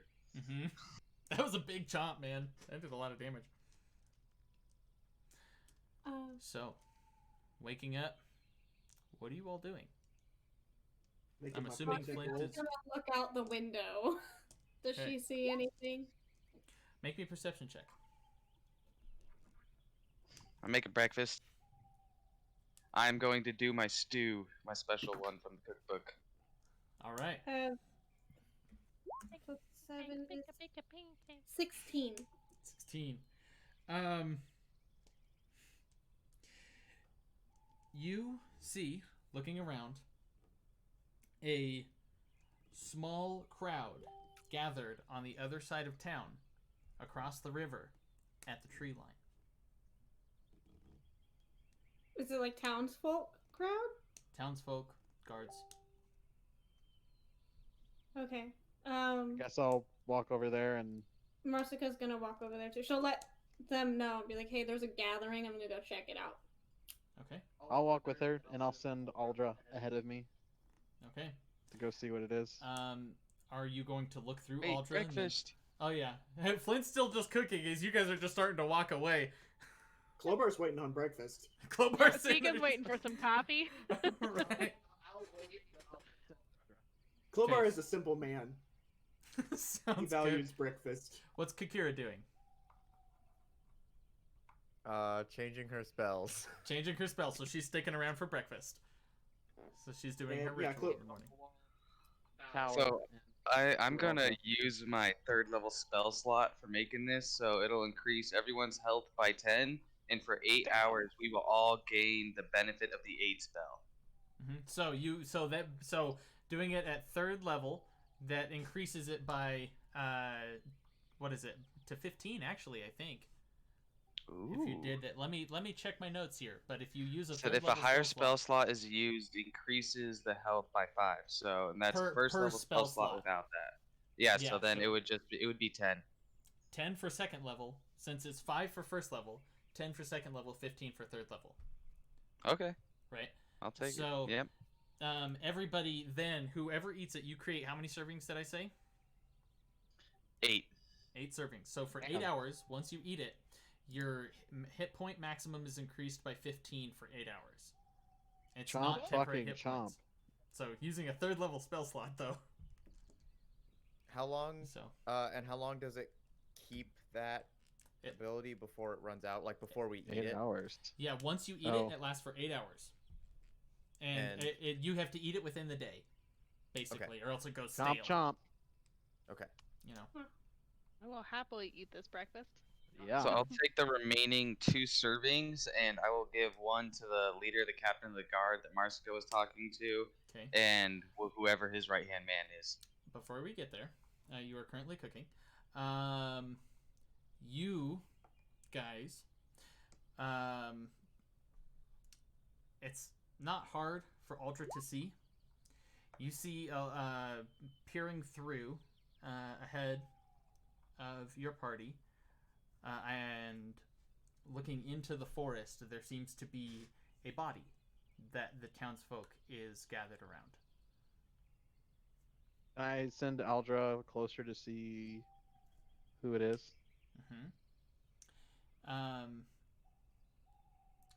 Flying through a couple of the trees, it looks to be Mordecai, tied up against the tree. Is he dead? He is dead. What? Is there like a note, or is he just tied up and dead? He is like, there are slashes all across him and one across the throat. And from what Aldra can see, there is a note. Can I send her close enough to read it?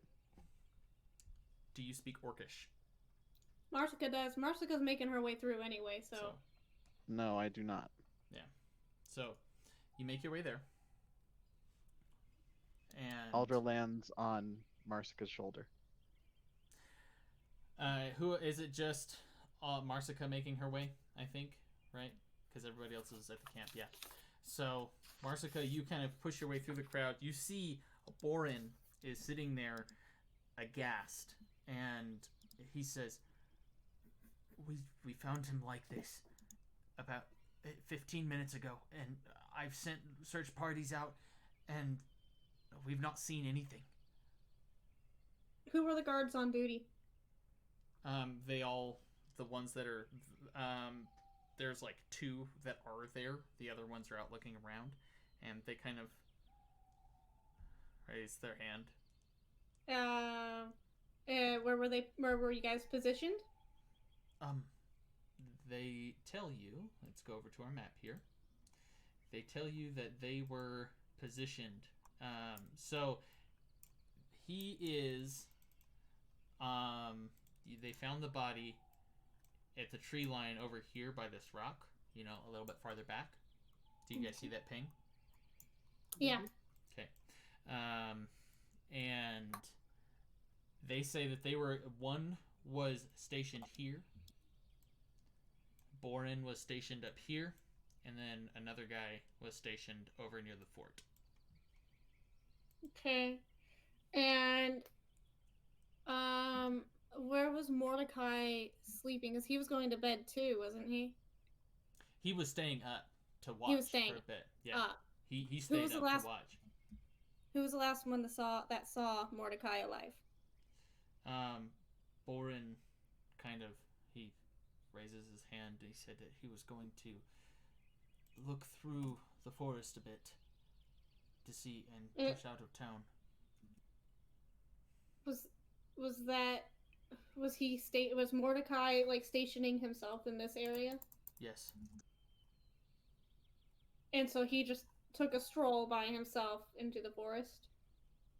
He trusted his ability to keep quiet, I guess. Do you know how far he could have gone? I don't know. I was not there. What time was it when he went? We found the body about 15, 20 minutes ago. But when did he go for the walk? It was maybe an hour after you all had gone to sleep.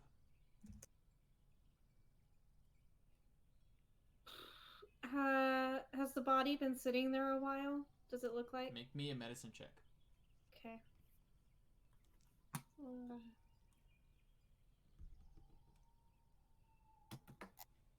At 11. You can't really tell how long it's been sitting there. Doesn't look like it's been sitting there super long. Like, it's not visibly decaying, but the blood that is there has started to coagulate and I guess scab up. I don't know if bodies do that or not, but no. All right. No. Yeah. Who has the note? Is it Boren? Boren hasn't touched it. He's just, it's kind of sitting there pinned to his shoulder. Marsica's gonna look back at Kakira and be like, "Come here." And then I mean, that's a super far away. I mean, and Aldra's on your shoulder, so you would know. I'm still looking through Aldra. Right, I am still looking through, so I can see and hear everything. I guess I could be because Aldra's, I forgot, she's on my shoulder, right? Yeah, you would know that I can hear and see things currently if I'm looking through her.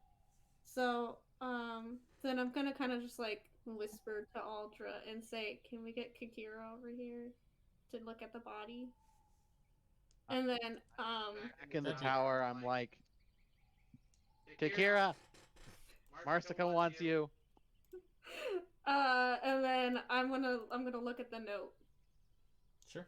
Kakira, you would have prepared your spells by this point. It's fine. Yeah. I was just trying to look through and pick. Okay, sounds good. Looking through the note, in broken language, it says, "We know you. You've thwarted it once, not again. This town is marked." Read that aloud.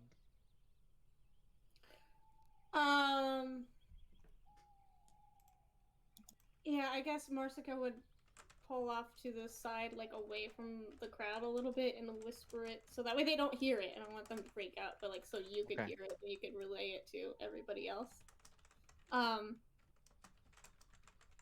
Okay, so how many people are currently crowded around Mordecai's body?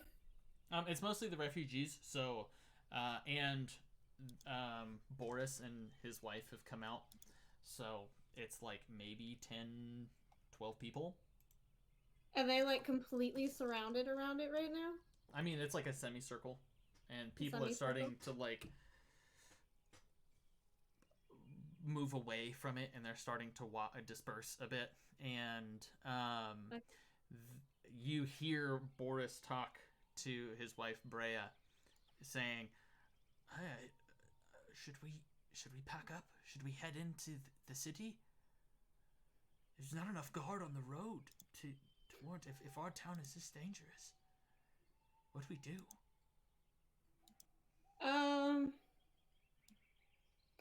Marsica would feel Aldra like gently peck at her shoulder twice, and then fly off. And then I'll snap out of Aldra and tell everyone, "Get ready, we're leaving now." Yeah, oh, okay. That's a good plan. Marsica, while Calvio's taking over with the townsfolk, Marsica wants to look around for tracks. Tracks? Like, sure. Yeah, if she can tell like any. Make me a survival check. Okay. So, can I give one of my dishes to Fang and increase his hit points? I thought. I guess mechanically, rules is written, yes, but probably not because wolves have different stomachs and like human food makes. But it's a meat stew. With the spices and everything. Yeah, like dogs can't have salt, you know. Yeah. So I'm gonna. That's a good idea. To make a pup version. You have to make a pup version. That can be it's like Flint's, a puppuccino deal. Oh my god. Flint can learn how to do that. Big puppy chow. Yeah, Marsica, what was your survival? I'll make a magical kitchen if I ever get a wizard's tower, and you can just research stuff. 24 for the survival check. Yeah, it was a 17 plus 7. You take a minute. Walking back behind the body, you see immediately that it was dragged to this location. Whoever did this wanted it to be found. Can I follow the... Follow the tracks a little ways. Into the forest a bit. You see that Mordecai got a little bit out of town. You kind of discern what seemed to be his tracks. And then it looks like he had turned back towards town and that something had walked up behind him. And it first started and got him then. With the 24? 24. 17 plus 7. Yeah.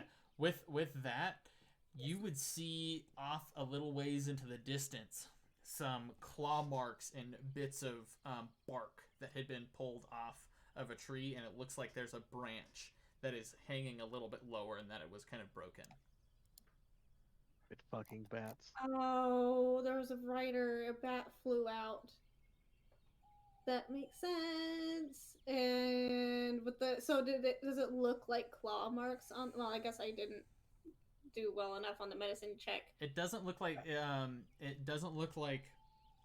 Mordecai had claw marks on it. It looks like whatever did that to him had a blade of some sort, and it was fast. Would Kakira have gotten to the body by now? Yeah. Okay. Can I do a medicine check? Sure. Am I done cooking at this point? Yeah, you would be done cooking at this point. 15. 15. It looks. Did you add the aid spell? Yeah, make sure everybody you adds food, right? the aid spell. Add aid. Food. Whoever ate the food. D4. No, you don't. That's blessed. That's not aid. Oh shit! Yeah. Sorry. That's okay. So, with the 18, it looks like he's been dead for probably. It's still relatively early in the morning, but he's been dead. I think if my math works out correctly, it's about 3 hours. Like basically right after we would have gone to sleep. Yeah, like about an hour after you guys fell asleep.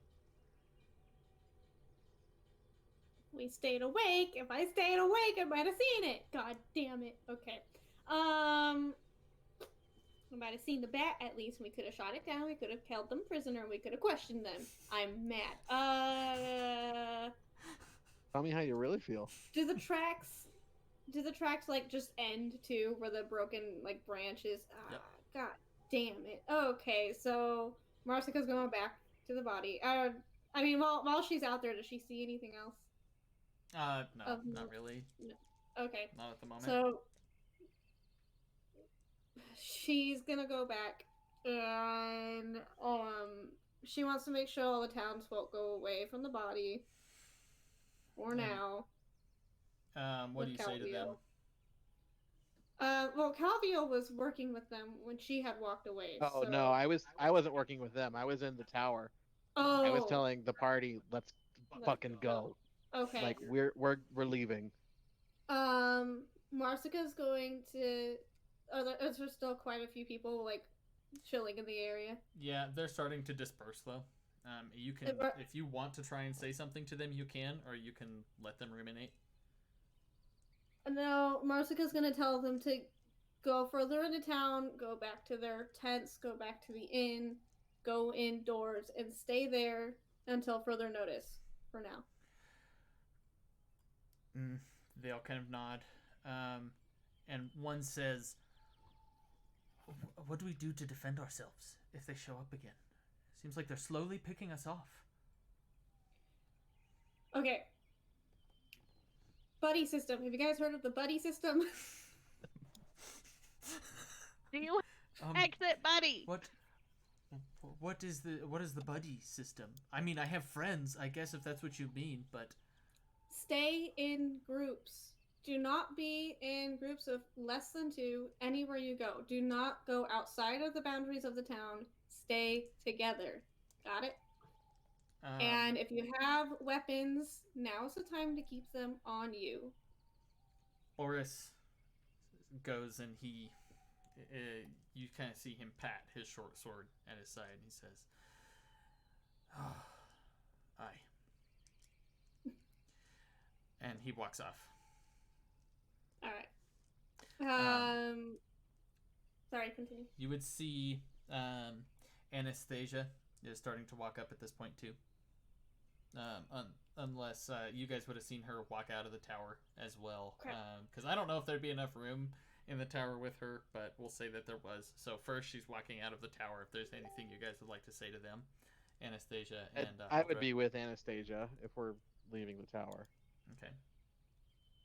So they're making their way in. Making my way downtown. I was just gonna say, Siga,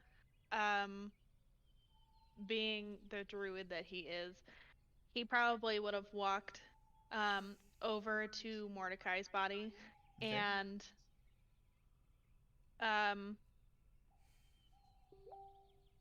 he probably would have hung his head a little bit and then eventually kneeled down and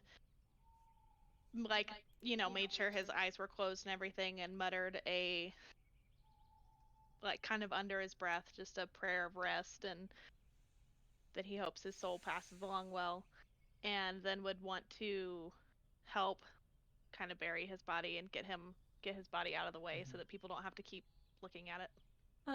If everyone was okay with it being moved at that point.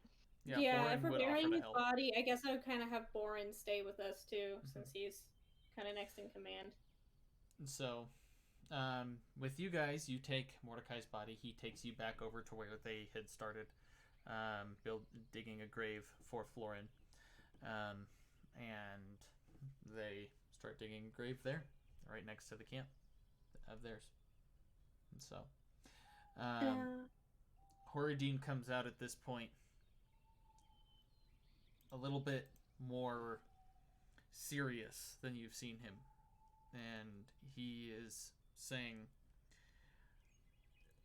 "Now what do we do? I cannot move from this place. We don't have enough people to defend it.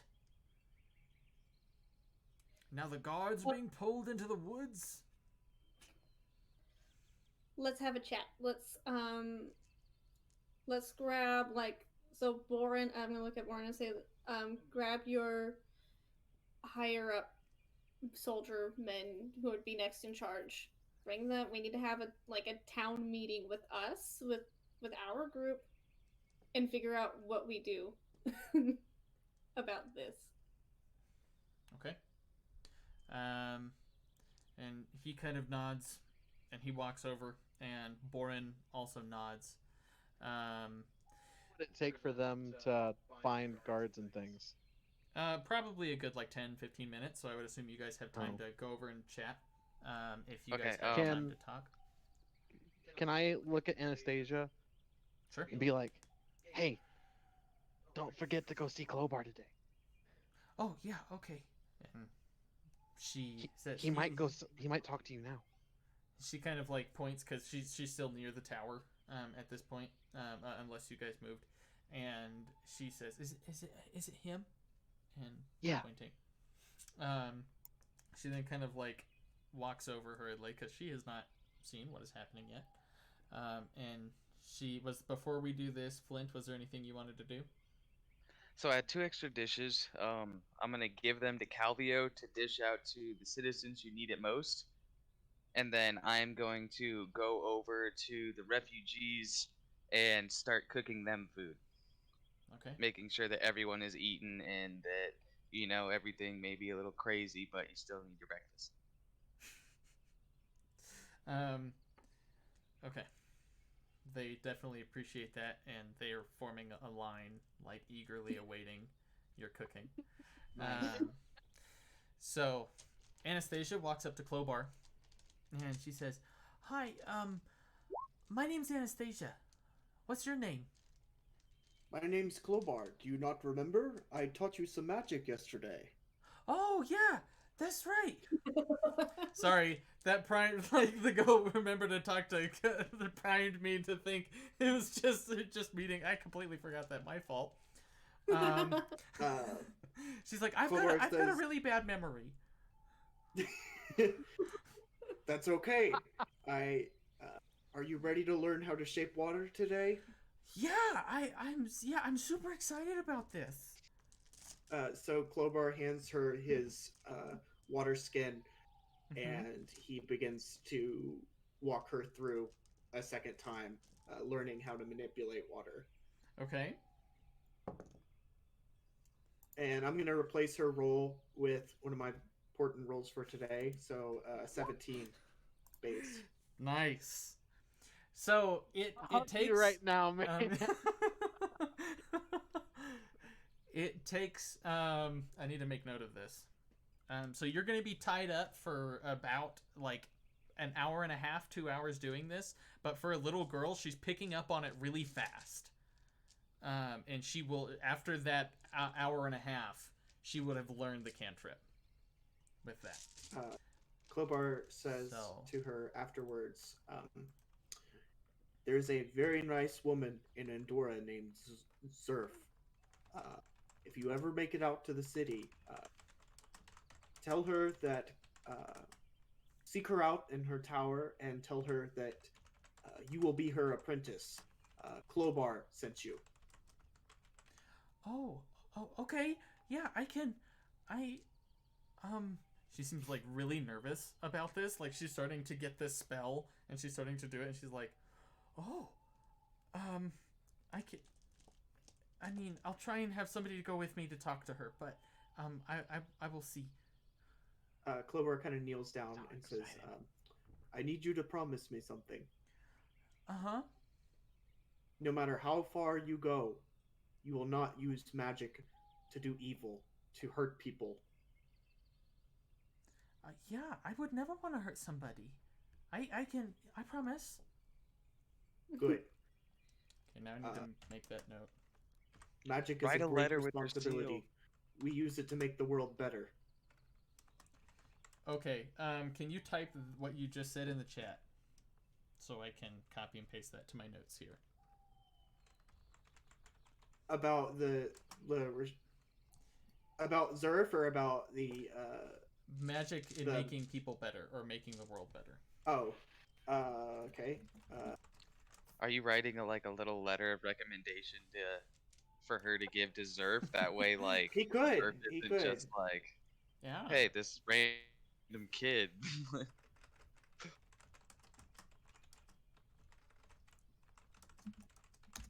I just want to save that quote just in case, like, she comes back a long time from now. And Campaign 2. Yeah. And it's not so good. Ooh. Oh. She'd have to go through some a lot more shit for shit. Yeah, which is also possible. Okay. And he's gonna write a quick letter on her behalf for to Zerf. All right, and then I will put that she has a letter of recommendation from Klobar. You know that Zerf doesn't often. Characters are taking care of her. Yeah, right. You know that Zerf doesn't often take more than one apprentice, but with you seeing how fast this girl picked it up, and with your letter of recommendation, you're confident. She's been known to make exceptions since you've known her for the past 10 years, but you're confident that she will be one of these exceptions. Cool.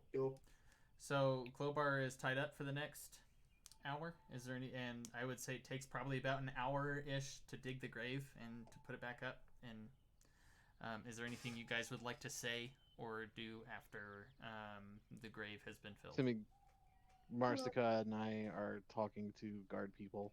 The leaders and Horadine. So you're bringing everybody together. We'll say it's if everybody wants to be a part of this, it's been. Flint trusts the group and is going to make sure everybody has eaten. Okay. So gotta make sure everyone's eaten. You make sure everybody's eaten, and after that hour, you've completed the meal, and you're currently passing food out to everybody. So we'll say, as everybody gathers outside the Cherry Blossom Inn, the denizens of Horadine's Hamlet, the Honorbound, and the Andorran military, Flint is currently walking through the crowd with a pot of food, handing bowls of soup to the townsfolk. Is that what Flint would do? Okay. Yes. Cool. You have their attention.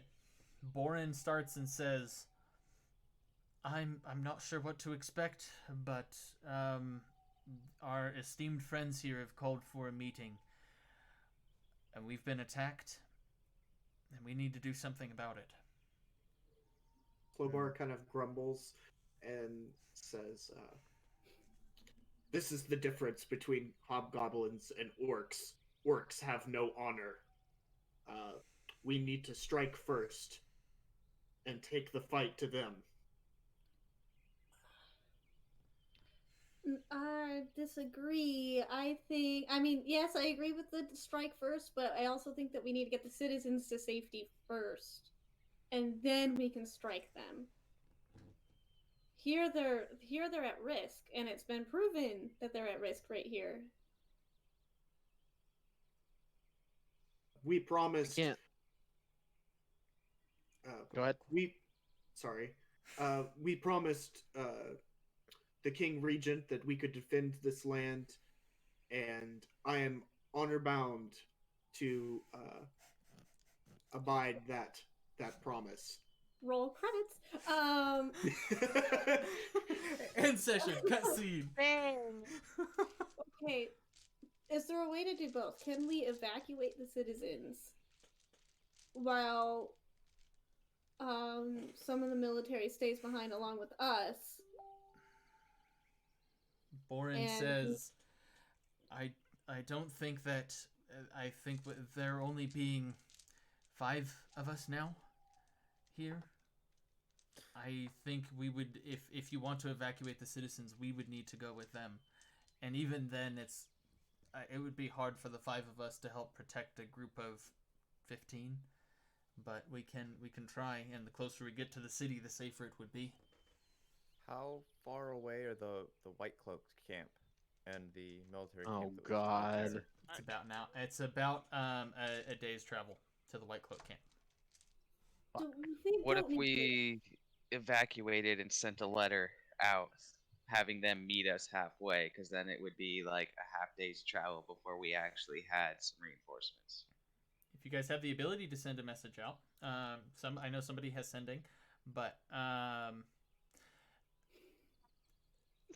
anymore. That would be an interesting thing to see how they react depending on what you guys say. Oh wait, no, I do still have it. Never mind. Okay. Fucking God. The look on your face just. I was like, oh, I definitely got rid of that, and I was like, oh, apparently I didn't. If we did that, the people would have the protection half a day's away from the town, and then we could turn back to stand and defend. But what if? Oh, go. Sorry. No, you're good. Continue. What if we sent a message? Okay, so the person in Andorra that would be the least freaked out by it would be Zerf, obviously. What if we sent a message to Zerf saying, hey, is there any way for you to convince the Regent to send a small group of militia to meet the people from Hordine's Hamlet? And then escort them back. Well, Big, though? So they would basically meet halfway. Yeah, so a day. There would be a day they would meet at the night and then go back together. So and that's if they got all their troops together like lickety split to meet us. That's not including any prep time or any of that. If we the thing I will say though is if we send people to Andorra, we have to go to Gorlin at the same time. We cannot afford to let Orcs make any more advancement because then they have the town. And that's just that much closer and that much harder to deal with. Yeah. The more difficult thing right now is the people too, because if we go, we only have enough people to go attack all at the same time. We don't even have enough to split the party and then also defend the town while we're attacking the. What if we get those ruins open? Huh? What if we get those ruins open? We could set a trap in the town, making it seem like there's people here, evacuate the town into the ruins, wait for that horde to show up and attack. Clobar says, I like that idea. We could certainly do that. I've got some warding magic that would be very useful. Are the ruins cleared now? Yeah, the ruins that you've seen are cleared. Okay. One of the townsfolk speaks up, Mako, the half-elven woman, and she says, I don't like the idea of turning tail and running. I want to be able to protect my town. I didn't know Paula Dean was a half-elf. Okay. Damn it. Get you some butter.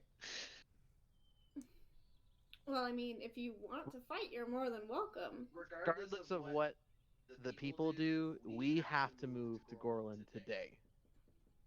We have to. Kobar says, I am ready to fireball some more works. You still gotta teach me that spell, man. All I've got is this stupid puny one. Kobar says, I need you to teach me that familiar spell for reasons.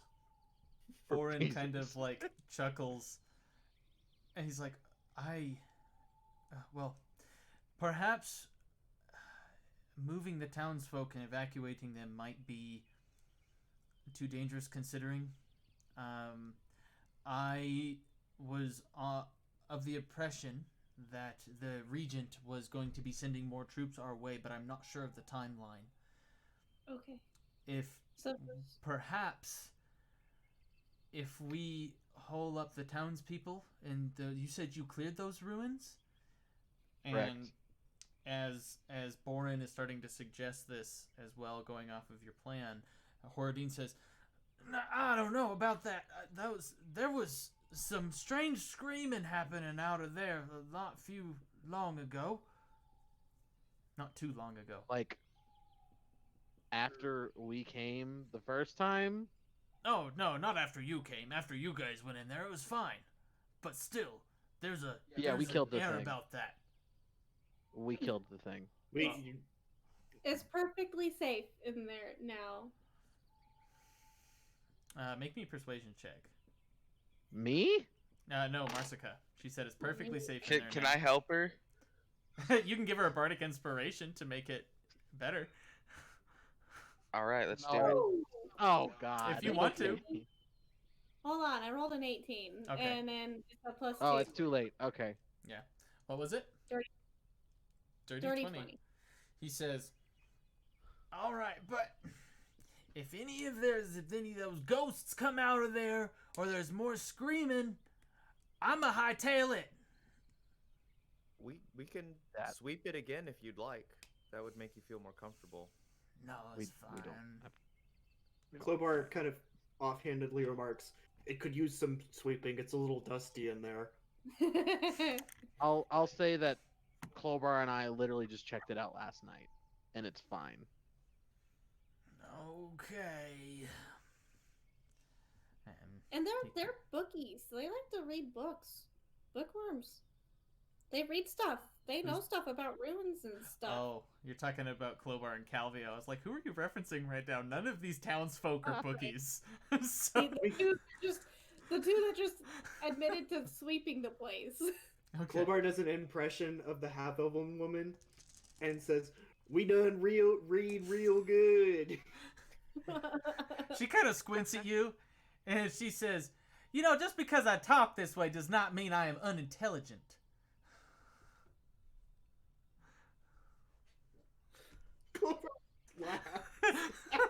He's like, I can't take you seriously.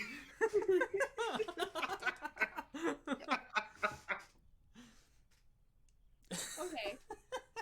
So we like the plan of hiding everybody in the ruins, and then we can hightail it to Gorlin. Let's see. Yeah. We can. Bourne says. I mean, if the hordes come in here, we might want to try and take out as many as we can before we leave. Glyphs of warding, perhaps? Yes, glyphs of warding. Potentially up to 3 or 2, just 2. How long do they last for when you cast them? Until somebody sets them off. Okay. At least as far as I can tell.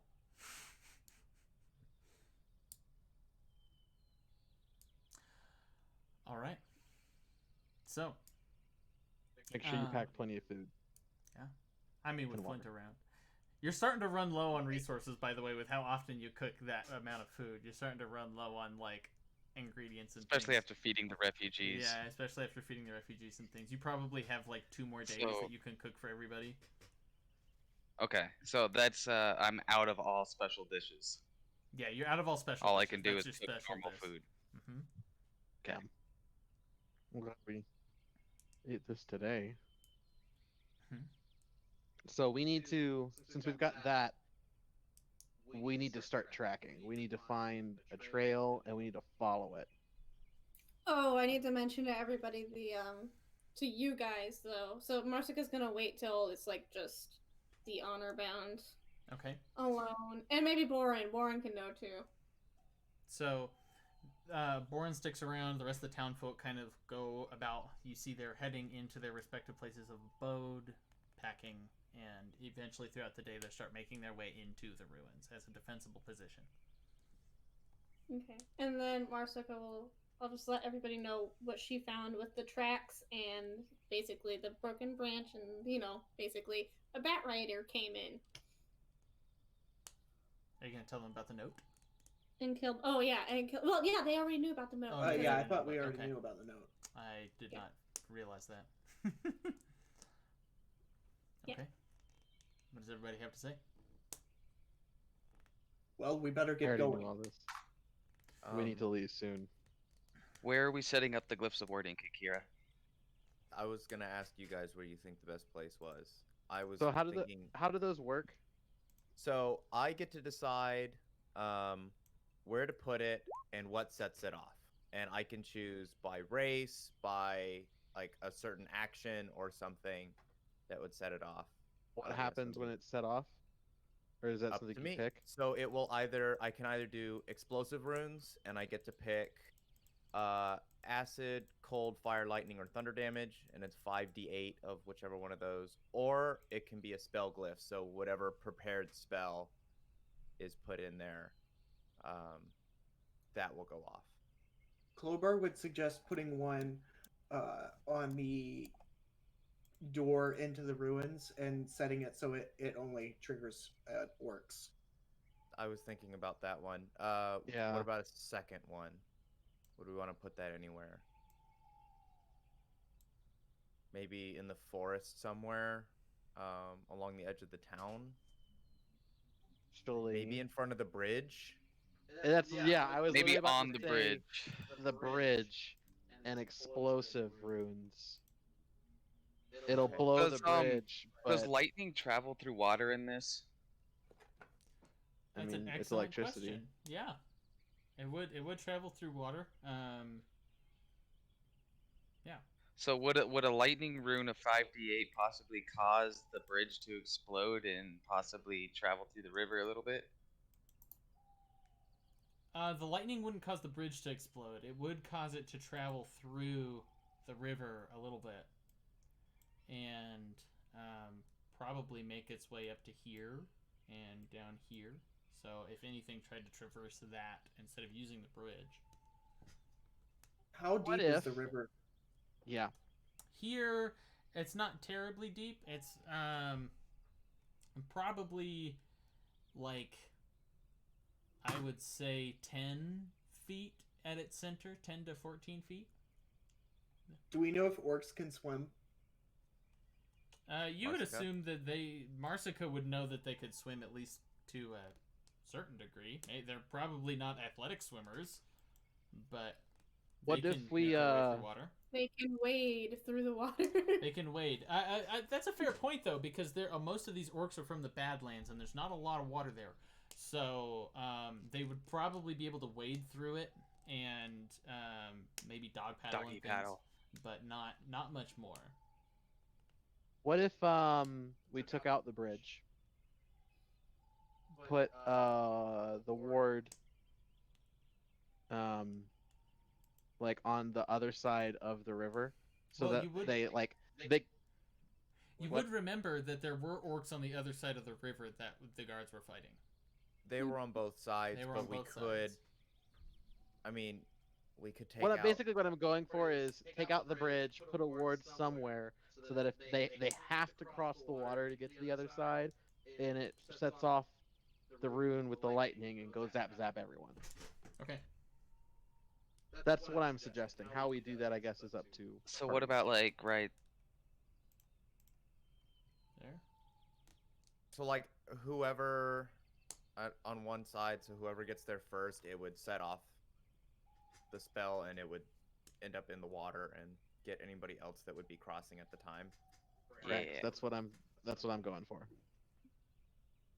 All right. So we could do one there for sure.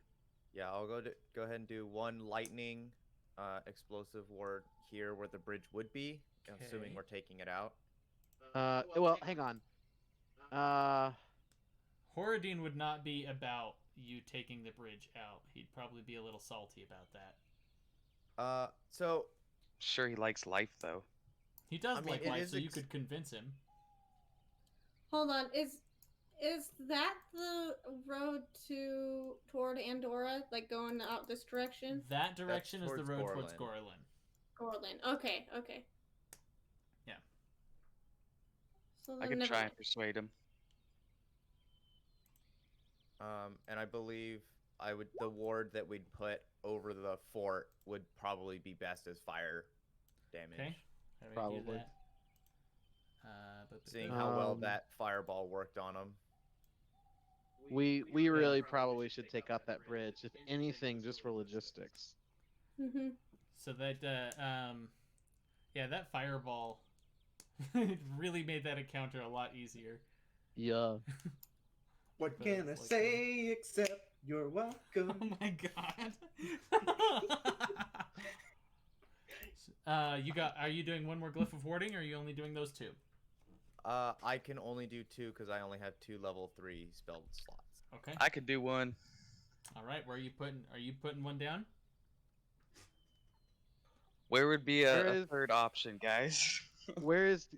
Would we know from being here where the most traveled area is of the town?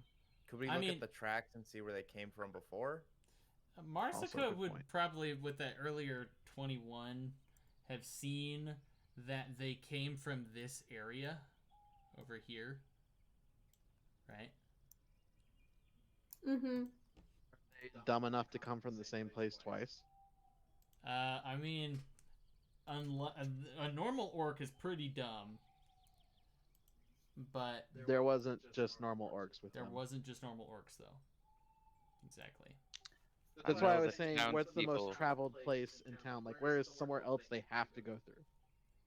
Probably right close to the inn. Yeah, I mean, like we know right if they're gonna be raiding, they're gonna be going for the buildings anyway, and they're gonna be going for the biggest one. And if we're trying to set it up as a decoy, we can leave lights on and like take a couple of like coats and just make it so the shadows, making it seem like there's people inside, and we could set the trap on the inn. Home Alone, but with nobody there. Oh. So basically, we'd put it on the second floor because we want them to be in there. But I don't think that's as much bang for the buck. It would catch them off guard. Maybe. The townsfolk aren't. You guys aren't planning this with the townsfolk around, right? Like you guys God, left no. at this point. Okay. Yeah, I don't think they'd want to hear us talk about potentially blowing up a building. I think right here, the innkeeper would be particularly upset. I think would be the place to put it. All right, yeah, I'll put it right in the middle of that intersection. What I'll type do of a damage? fire. Fire? Yeah. Okay. Would that catch anything on fire? Probably. And, like, start a whole town fire from there? Because in the fort, it's like stone and rock, so it'd be fine there. It's a 20-foot radius sphere centered on the glyph. Not if it's centered perfectly in the center of those 3 trees. Then it's fine. Then it's centered perfectly in the center of those 3 trees. I could make it acid.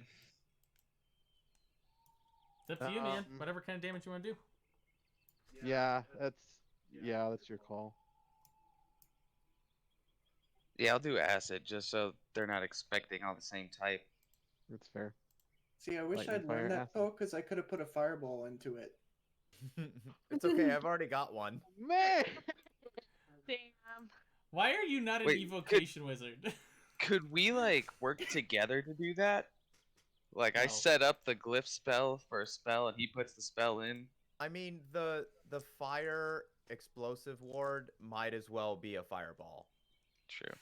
Yeah, we'll just leave it. 5d8 fire damage with a 20-foot radius sphere. Okay, yeah, that's pretty much fireball. Fireball. Fireball. Damn it.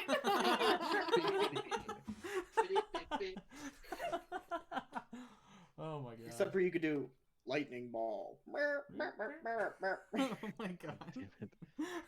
So we've got wards.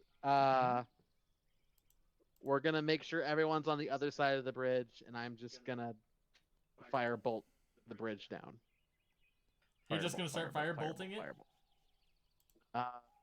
I mean, unless someone else has a better option of getting rid of the fucking bridge. I'm gonna go and talk to Horadin with my 23 persuasion check and let him know that this is for the greater good and potentially saving his town in the first place. Don't roll unless I tell you to roll. Aber, I don't know if this matters, but I think for this one, I don't know how specific I can get with the trigger. Okay. But if I could set it to have like multiple orcs standing in it at once before it goes off. I would say the trigger wouldn't be able to be that specific. It would be like an orc enters the space. Generally, how I've seen it used is some being enters the space, like except for the caster or except for these people, right? Okay. Yeah, so I can pick physical characteristics or creature kind or you can alignment or whatever. Yeah. Oh, okay. Yeah, I would say I don't think you can say the number, but if one of those creatures enters it, it goes off. Okay. Okay. That's how I would interpret that. Best we can do. Yeah, only Orcs will set off my 2 warding glyphs. Okay. So, Flint, what do you go up and say to Horadine as he's packing up in his home? We're going to blow up your bridge, but it's to make sure that your town can live and to make sure that you yourself lives. Now, I know you're completely against this, but I will have the Fireforge family come down and help build you a better bridge afterwards, if we somehow live this. He thinks on that a moment. I show him my Fireforge seal, too, like, yeah, I'm authentic, man, I'm not lying. Will you shake on it? Hell yeah. Stick out my hand. He spits in his hand and then grabs... I like... like a fat loogie. And put it in there. Oh my god. You're gonna wash your hands, Yep. right? So gross. Jesus. I'm a chef. I always wash my hands. Yeah. Okay. And he doesn't even shy away. He takes it as a more of an affirmation to your deal. And like you kind of watch and grab as like as the loogie kind of like oozes out of the handshake a little bit because you just put that much in there. I like try and stop the shiver that ran up my spine. Yep. Yeah. So. Yep. That's actually why people started spitting in handshakes, because it was to prove that you would go the distance for whatever you're shaking on. I can go the distance. Oh my god. Yeah. And then he says, "Fine. I expect a new bridge though within the year, because we're gonna have to build something makeshift like to get across." Well, I shook on it, didn't I? I'll see it through. He kind of grumbles as Horadine does and goes back up. And every once in a while I see the stuff you guys are chatting in the Facebook group. I'm like, what does this even mean? Just stopped looking at it a long ass time ago. What's an ass Started time? it with eating Samoas. Oh my god. I haven't even been paying attention. Yes, those Thin mints are are better. Oh, I God, have I hate mint. Fire bolting the bridge. He's waiting for everyone to get on the other side of the bridge, the side towards Gorlin, and he's fire bolting the bridge. Is that what everybody else is doing? Firebolt, firebolt. Firebolt, firebolt, firebolt. The bridge is on fire. The bridge, the bridge, the bridge is on fire. You guys all, on the other side of the bridge, you see Borin ushering people into the ruins, and you kind of see Horadine look at the bridge, and there's a visible bit of sadness. Like there may have been something important to him with that bridge. And he then walks back, and with help from some of the other people into the ruins. It's a fucking bridge, he'll be fine. Silver, like, elbows Calvio, and it's like, he probably lost his virginity on that bridge, and you just destroyed it. He's gonna lose a lot more than his virginity if I don't destroy it. God damn it. Oh my god. Firebolt, firebolt, firebolt. Flint walks up in the middle of that conversation. I start two-hand firebolting at this turns around point. and walks away. Oh my god. Make me a those of you guys who are looking around, make me a perception check. And Calvio, since you were looking at that's the wrong guy. Passive. not passive. Calvio, since you were looking at Horadine, make me an insight check. Okay. Oh, that's pretty good. 15. What was it? 15 for 15. insight. You see that he also he looks off towards the shrine in the middle of the small lake. and there seems to be a sense of nostalgia or forlornness. What is the shrine? I wouldn't know. Yeah, I wouldn't know anything about this town. Yeah. If people want to tell Siga, those who have been here before would know that it's the Shrine of the Unnamed Soldier. I think I would notice, or would see Calvio looking back. Oh, I guess. No, never mind. I wouldn't have seen that. Never mind. Take it back. No worries. So, it is about early afternoon at this point. The bridge is burned before you. And what are you guys doing? Making my way downtown. Walking fast.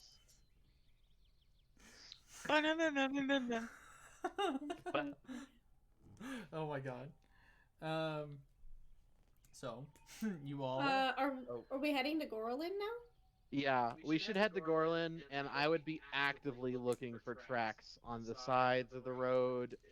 Just like looking for shit. So would Marsica. What was our perception check for? Yeah, what did you guys roll? 21. I got a dirty 20. Dirty 20, okay. 10. 10. Flint does not realize anything, but it was just for like the perception check was for moving forward. Yeah, so as you guys head in, I need to make a perception check too, because I definitely did not. Yeah, those of you guys who did not make perception checks. You did your insight. That was for Hardine. That was for something else. Oh, okay. So if you guys would like to use, those of you who are keeping watch, as you're walking into the forest. Actually, 13. 13 for Calvio. Okay. Actually, do I still have my point of inspiration from the last game? Yeah. I'm using it. Okay. To re-roll, because this is important to me. That's a 17 plus some stuff. 23. I'm glad I re-rolled. Nice. So, a few hours into your journey, walking along the familiar path towards Gorlin that you traveled along a few weeks ago,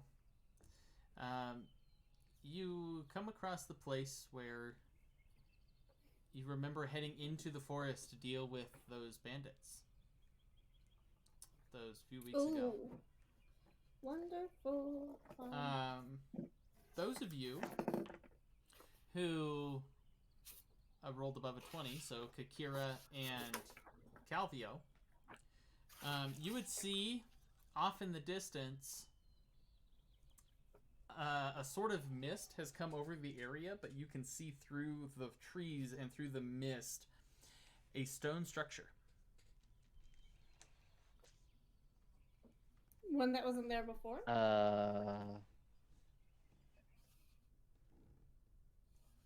Hey guys. Look at the thing. I'm sending Aldra over to it. Okay, make me a perception check for Aldra. With advantage because sight on owl. Oh, it's this map!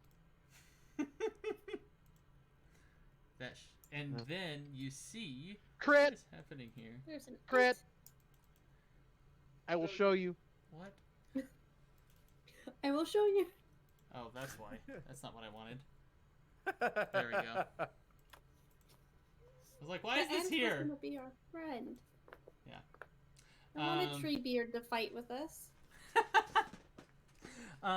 Over this stone structure, a mist hangs over it. You see in several places 3 dead orcs in the clearing. There is, as you look around, is there anything you guys would like to do in here? Let me check. It's just Aldra right now, right? Oh, it's just Aldra right now, yes. So that's what Aldra sees. Just tower with mist? Yeah, no, it's a like a stone ruin. Like this is a platform here, right? So this is a platform. There is a slight incline with these stairs. It's moss overgrown, and then these are standing stones that are about 20 feet tall that go around it. Aldra, see what might have done in these orcs. Yeah. Go ahead and make me a medicine check for Aldra. Oh shit. She's just not perceptive enough to know. Yeah, no. Oh, a cat. Nope. Ow. Yep. That is an owl. Is this wisdom? Yes, base? It is. Yes. Wisdom. So it's wisdom that relies on sight. So does this mean I have advantage with owl? Sure. Okay. I think this is bending it a little bit, but I was gonna try. That's fine. It's a 13 plus some stuff, and that's a 9. So 13 plus 3, 16. Plus 16? 16 total? 16. Yeah, 16 total. Okay. So, God, looking plus 16. through... I'm not Marsica. Who do you think I am? It looks like... Actually, I did mean to have that on here. It looks like these creatures, or these orcs, have broken bones on them. And looking on the other side of this grove of sorts, is this going to work for me? I don't think it will. Looking on the other side of this grove of sorts is a large, wizened tree that seems to have a face on it. I am relaying all of this quietly. Would I... Go ahead. Oh, sorry. I was just gonna say, would any of you have told Klobar about meeting Sarek the first time, and he was talking about meeting a tree? I would assume. Oh, I would assume we would have told you that when we met Sarek. When you met Sarek. Perhaps this is the tree that Sarek was referring to. Sarek? There's no response. Tell him you've got wine. I have wine. Should I play a little tune? I don't have wine. Why did you tell me to say I have wine? He's gonna be pissed. Yeah, I don't think. Does anyone have wine? Flint, do you have wine? I'm sure I would have some mead, not really wine. So that's close enough. I'm sure. When you said that I have wine, I said, "All right, there's going to be a 5% chance that he shows up." Booyah! And I rolled a 5 on the 100 percentile die. Holy shit! Out of the forest, you say, "You said you have wine." Turn around. I snap out of Aldra and turn around, and just like, wow, that actually worked. Where's the wine, Calvio? You said you had it. Flint, give me alcohol. I just like grip a bag and kind of hold it to my chest. I'm like, this is Fire Forge mead. We don't even sell this at the inn. I don't like mead that much. I want some wine. You said wine. I left my Wait a minute. Did you just say you don't like mead? No, I'm not a big fan of mead. You need to drink this. It's that honey bullshit. Just take a sip. I swear to you, it will be the best damn mead you've ever had in your life. Make me a persuasion check. You better use a bardic inspiration in your goddamn self. Somebody give this man guidance or something. I will use the bardic inspiration on myself. Somebody give this fucking man guidance right now. I'll be he got a 25. It doesn't fucking matter. I was gonna say, oh no. I'll do it. Holy shit. With the bardic 31. Inspiration, what is it? 31.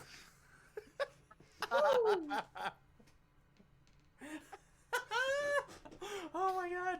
He, with your confidence and your gusto, he quickly grabs it and takes a really big swig.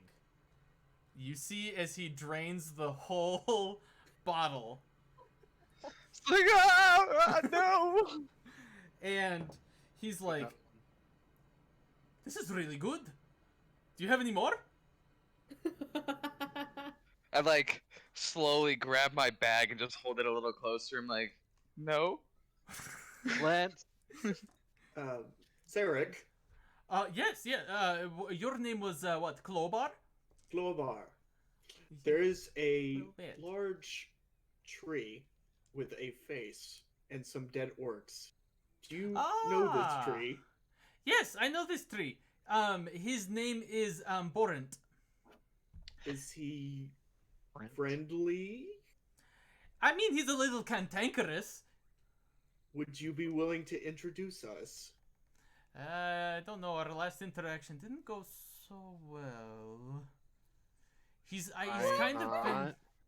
I don't know. Like, he just gets annoyed with me really easily. I tried getting him to drink some wine. He says, you know, Sarek, I can't drink. I've got these... I don't have a stomach. And I'm like, so you can try. He's like, no. And so we just kind of went back and forth, and then he shooed me away. I will give you my last 2 water skins of wine, or my mead. Can you tell me anything about an orc horde that is making its way through this forest to the town? How many they have, which direction they're going, any information at all? Depending on how much information you give me, depends on if I just give you one or both of my last mead skins. While this is happening, I'm gonna turn to Sika and be like, do you talk to the trees? Do you speak for the tree? What do you think I am, the fucking Lorax? No. Who is the Lorax that you speak of? I think I would have actually said Lorax?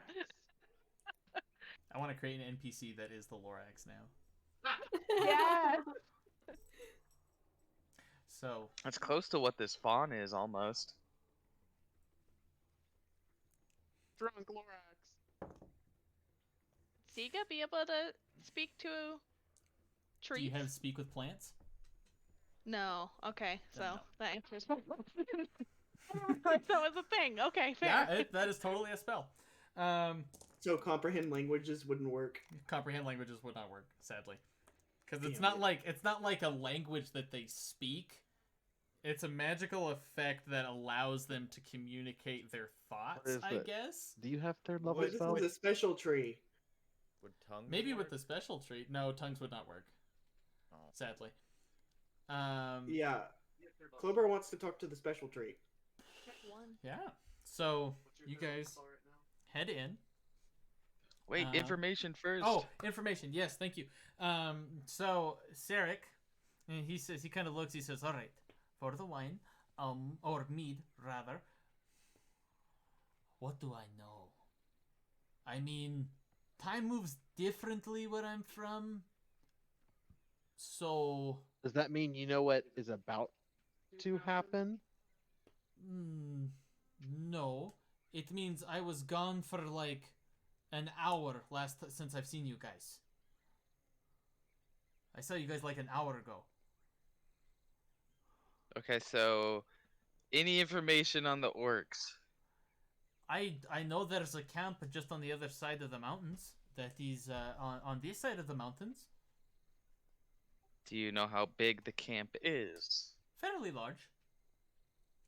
Like, as in 100, 200, 50, what? I mean, how many fireballs would it take? Oh, fireballs. Now that is an ancient and powerful spell. I mean, if they all group together, maybe 5, 6. So 200-ish. Yes. 200, 250. Thereabouts. And you last saw this an hour ago before you saw us before? Or have you seen them more recently? I mean, I had just popped back in to where I'm from, and then I heard this one here say he had wine over a very vast distance, and I showed up here. So maybe like 5 seconds ago. Cool. Do you know exactly where this may be? This camp is? Not really. Like a certain direction. Give us a direction and about how far from where we are. He just points in the woods, the road, and the way you guys are traveling, and he says that he doesn't give you a time or how far. He just says it's that way. Klobar says our tree friend may have better answers for us, considering it seems that he encountered several of these orcs somewhat recently. It looks like Calvio, it. do you still have 2 of those dishes that I made earlier? Yes. Can I have one of them? One moment. Sarek, is there any way you could possibly help us? And then I explained to Sarek about the town and the bullshit. That town doesn't like me very much. I would be willing to repay you. Well, what do you want me to do? We really need to make sure that the town does not get attacked again. Like, really need to make sure. And we need to know where the orcs are coming from. Obviously, having people to come help us take care of orcs would be great. But at the very least, if you could tell us 100% where it is, I would be willing to repay you for your time. I mean, distance is different for me. I don't know the exact location. I just remember seeing it, and I remember it being, I guess, north of your, what is it, the Fang Range Mountains? I think it's that. Can you give us a description of the land area? Is it possible for you to bring friends and help us? Probably not. Description of the area. They are starting to erect wooden things, walls, as you call them. Wooden walls?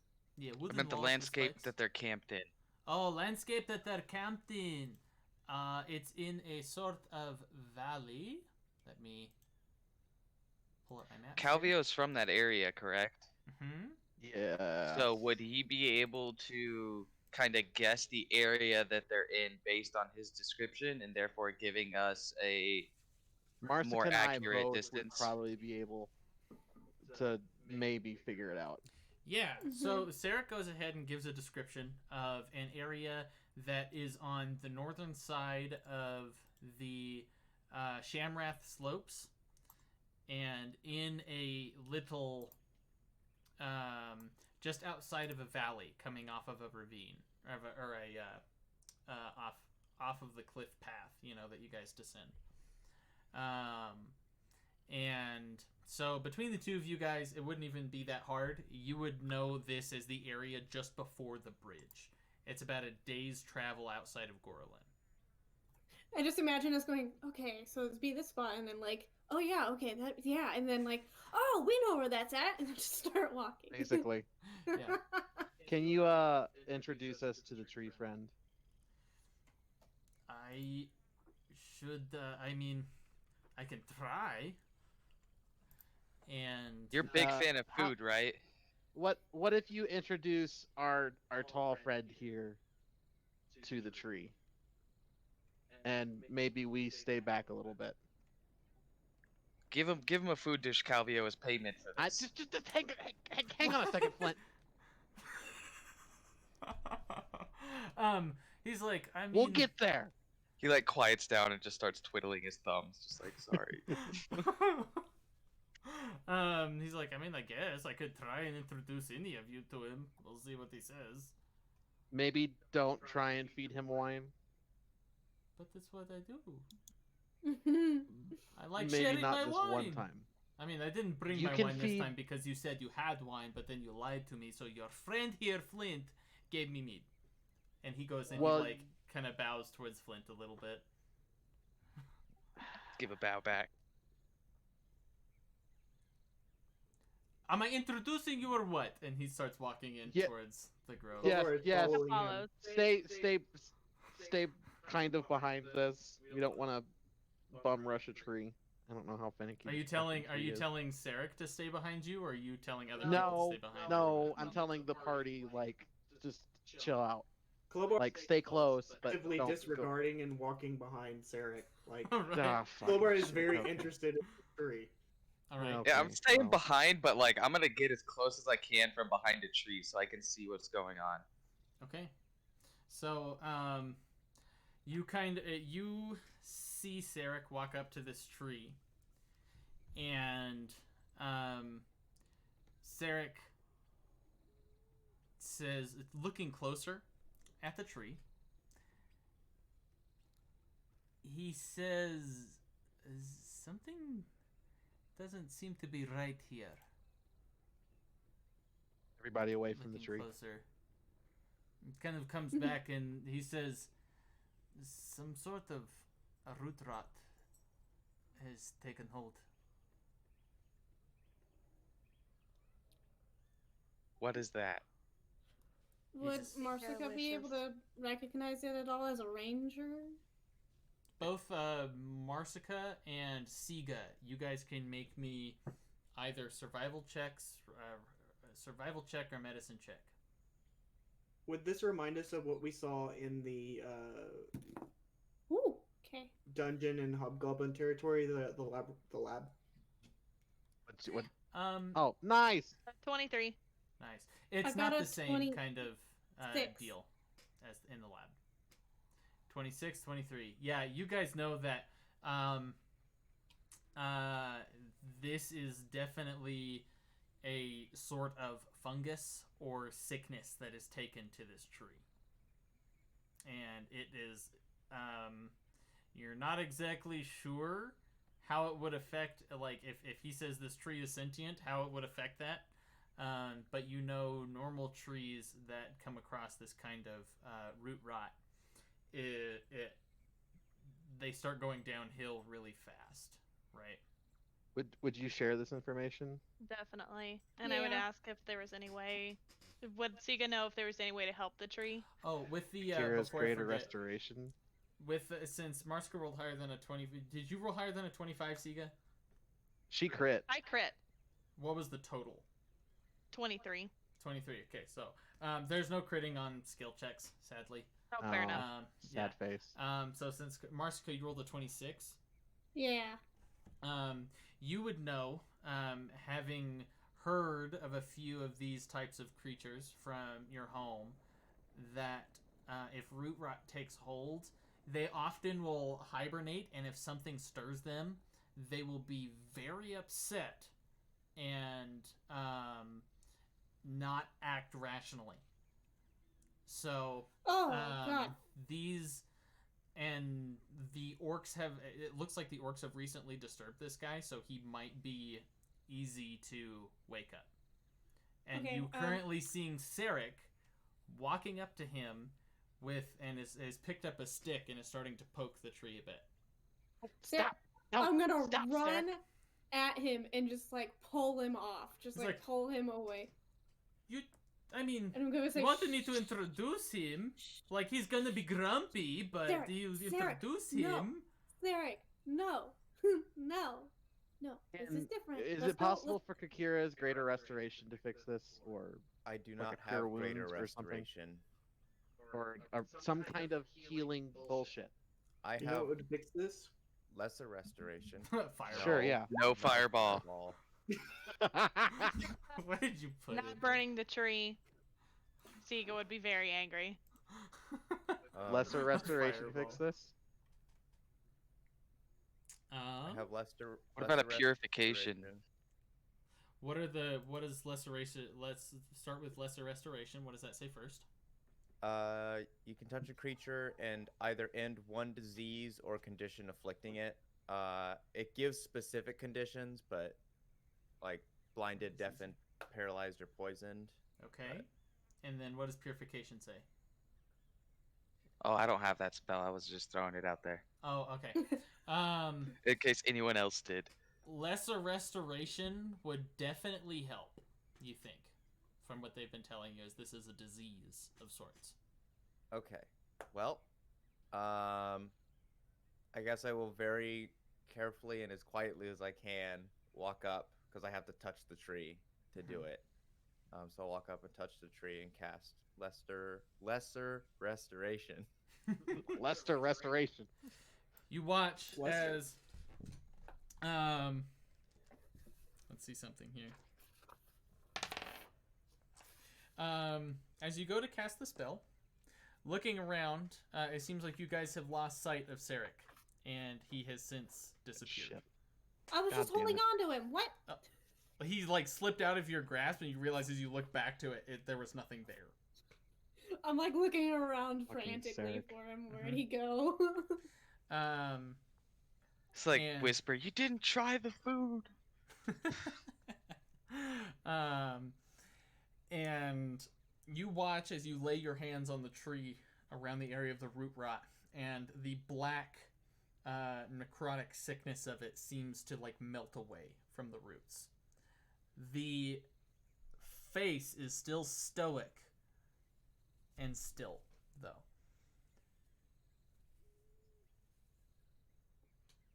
But the stuff is gone. The stuff is gone. The sickness is gone. Damn it, Sarek. Well, now shall we wake him up? We can step back, and if he is irrational, I can potentially calm him down. You said there's a lot of these guys from from Honorbound, right? From Marsica's hometown? Say that you would know of like one or two, heard tales of one or two in that forest, right? Okay. Both Siga, you would know their deal, and Marsica, you would know about them, and you would know that there's few of them, but yeah, every once in a while a tree shows up with the spark of being able to be one, right? Okay. And I do think we we know should what wake they it up. like? If they're usually friendly or? You would know that they are often protectors of an area, of a grove, of sorts. Okay. So if we talk to them, to the tree, and like, hey, we're looking for the orcs that attacked. We wish to help and all that. It'll probably be okay with us. He might. I don't know. Maybe he's just hungry. He could. I don't. Did you not listen to Sarek? It got mad trying to feed it. That was drink though, not food. It doesn't have a stomach. He's got a mouth. It doesn't have a stomach. Maybe he can taste it. No. Like roll it around in his mouth and no then food for the bring tree. up the food. No food. I will turn to Siga at this point and be like, do you know how to address a kind of tree like this? Well, we know his name is Borant, I believe. Borant. Well then, Sika would probably feel the most comfortable trying to talk to the tree. So Sika would probably walk up. Borant, are you feeling any better? Can we talk to you for a moment? As the face kind of like moves for a second, kind of comes to life and looks directly at you. And he says, much better. Good. You can thank Kikira for that. I'll just wave. The face like slowly moves and the eyes fixate on Kikira now. Thank you. You're very welcome. Why? Sorry, did you just say why? Okay. We wanted to help you. And we also wanted to know if you happen to know where any of the orcs were that bothered you earlier? He kind of gestures towards the ground in front of him. And like with his face looking around. One of the branches kind of comes down and you realize it's a hand and like slowly kind of like scratches what would be his forehead. And then it kind of moves back. And so cool. And he says, "These desecrated this sacred place."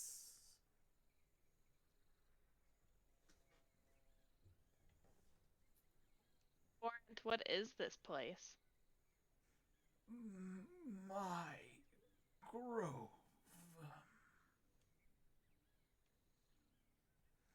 I stand here to protect.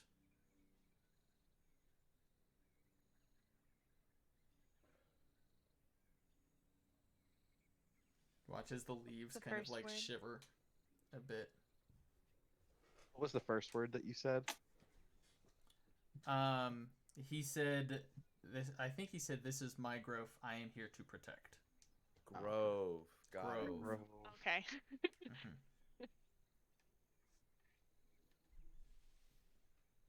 Okay. What is everybody else doing at this point? Is everybody just here in awe of a tree talking? Or yeah, I'm like kind of inched out from the forest, and I'm just like kind of jaw dropped, just staring at him. Calvio is very interested in what's going on right now. The face is just like slowly moving from person to person, taking you in. And he says, let me see here. He looks then at Marsica and says, "Have you come to take the oath?"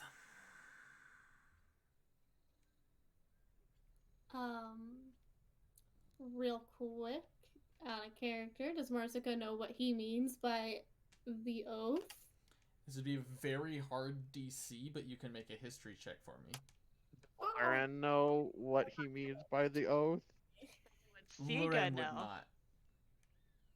Yeah, oh, damn. Sadly not. Would Clobar know? Clobar would not know. Oh my god. I'm a lore bard. I'm hoping this was an elf thing. It's a 15. Lore bard. You, lore bard, no. Man, you roll so fast. Wait for him to give you inspiration. Damn it! That's okay. No, you do not know the oath. You can. Yeah. There are ruins around you guys. Calvio is gonna ask, "Is it okay if I look around your grove, or would you like me not to poke around?" He says,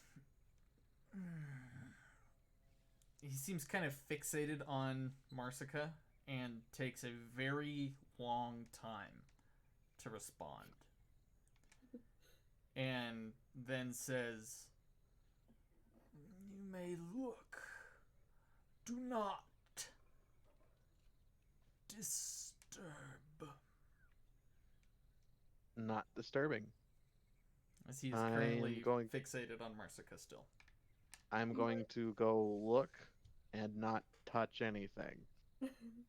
Was anyone gonna warn him about the 200 orcs that are like less than a day's ride from here? Well, one thing. What? Let Marsica. God damn it, Flint! They're important things. Marsica's gonna walk. There's a lot of orcs. Marsica's gonna walk up closer to the tree and to the enter or whatever. And she's gonna say, "Well, what oath are you talking about?"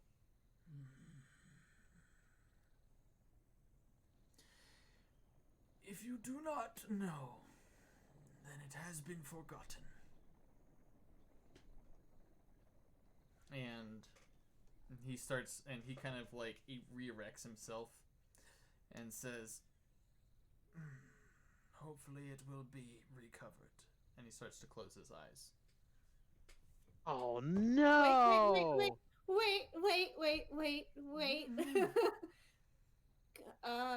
Could you help us bring it back? Could you tell me what this is? When you find the oath, you may return. When I find it, where can I find it? He does not have a response to that. Okay, but before Do I see anything on these fucking runes? What was your perception check? Oh, I didn't roll one. You didn't say anything. Sorry. So. That's what I meant to say. That's a crit. You can look at it. You can look at it. It's a fucking crit. So it's, what is this, perception or investigation? Investigation, sorry. 27. Okay. But it, yep. Thank you, red dice. I'm keeping the red dice. Both of my crits are with the red dice today. What's the total? 27. Okay. Looking around, you quickly see that... what languages do you speak? Real quick. Well, if I drag Clobar with me, all of them. But Celestial, Common, Draconic, Elvish, and Thieves can't. And Old Tongue. Okay. Clobar's gonna cast Comprehend Languages on him. Okay. He took it as an actual spell instead of a ritual today. Cool. Ooh, so I speak all of them. So, as you go around, since you have Comprehend Languages, you see inscribed on a small plaque leading up these stairs right here something that says, "Swift death to my enemies." On the east side, it says, "May nature reclaim that once was lost." On the south side, it says, "Swift death to you who have wronged me." On the west side, "May the sins of man be laid bare and rectified." And that is in Elvish. I think I would know that. Yeah. Marsica would have been able to go read that too. I read this out loud. Okay, in that order. Sure, yeah. Okay.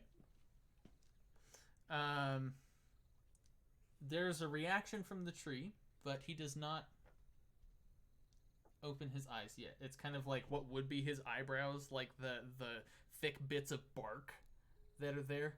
One of them kind of raises a little bit. Marsica, I think you should say it.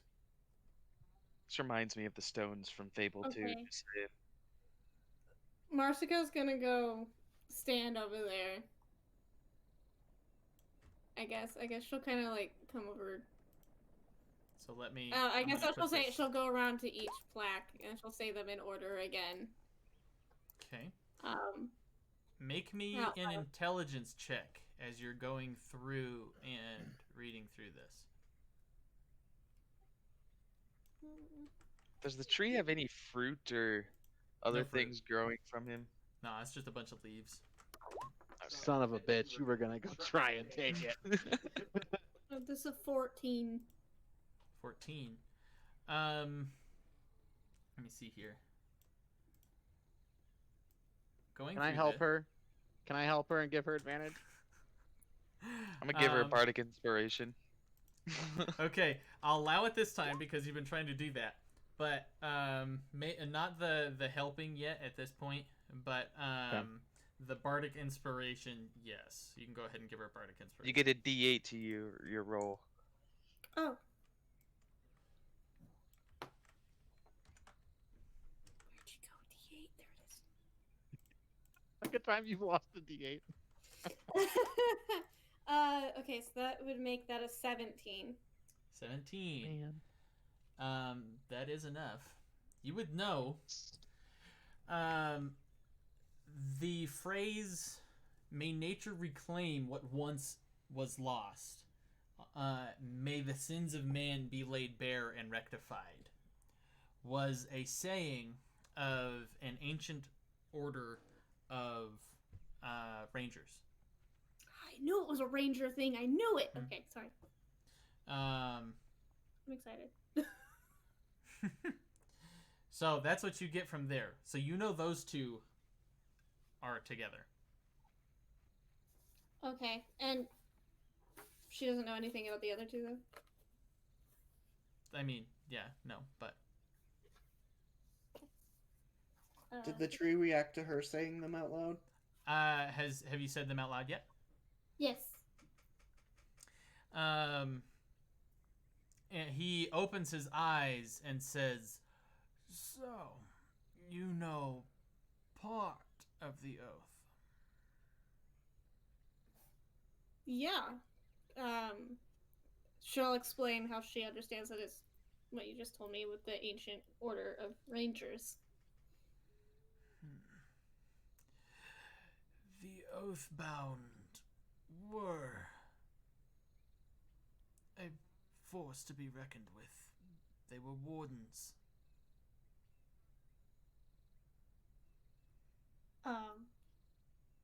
I know they were a part of my inspiration to become a ranger.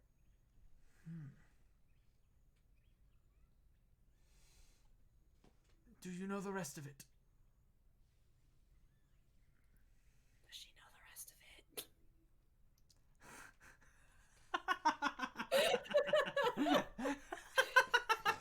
I mean, with the 17 intelligence, you would know that the other two parts have something to do with it that are in the chat.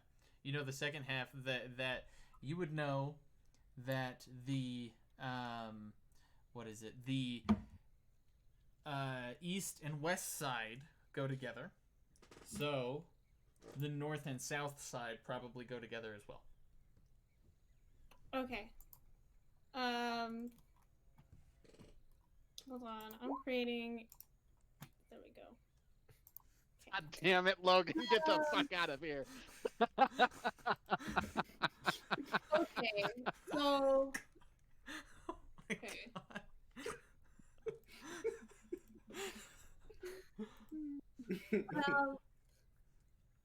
So she'll look at him. She'll say, "I understand that these two sayings belong, like the first two belong together, and these last two belong together." And then he says, again, he kind of like stands up, de-roots, and you see him kind of like, and he kind of looms over all of you and says, "Now have you come to take the oath?" Yes? What is the oath? She's going to she's going to recite the plaques out loud again. Do it in the new order, though. But in the good order. Sorry. Yes, in the one that you sent me. So what do you say? Oh, fuck. Oh, fuck. Oh, fuck.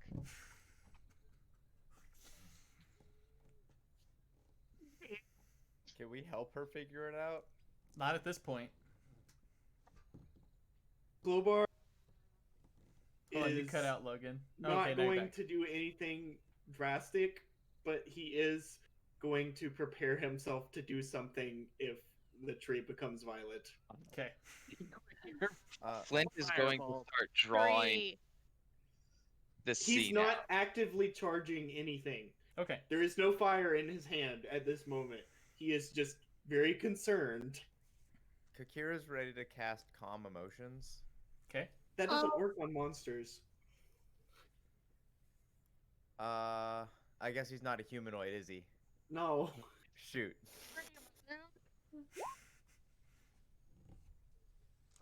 Just I'm let trying Wesker to do her draw thing. the Chill scene. out. Everyone chill the fuck out. I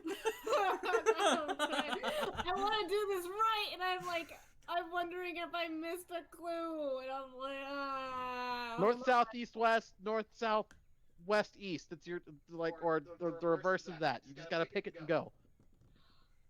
Okay, that's true. That's true. Okay.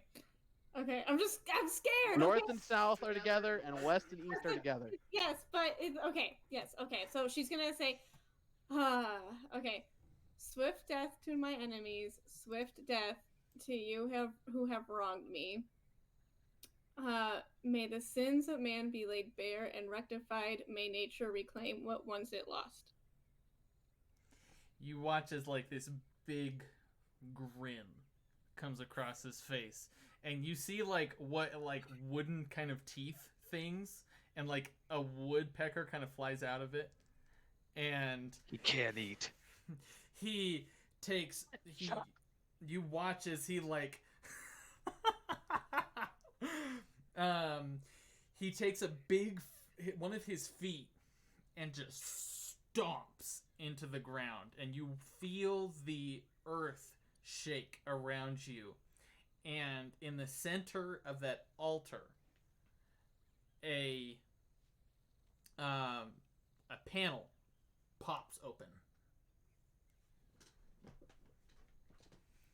She's calmly going to the panel. So, centered in the panel is a very well wrapped in silk white bow.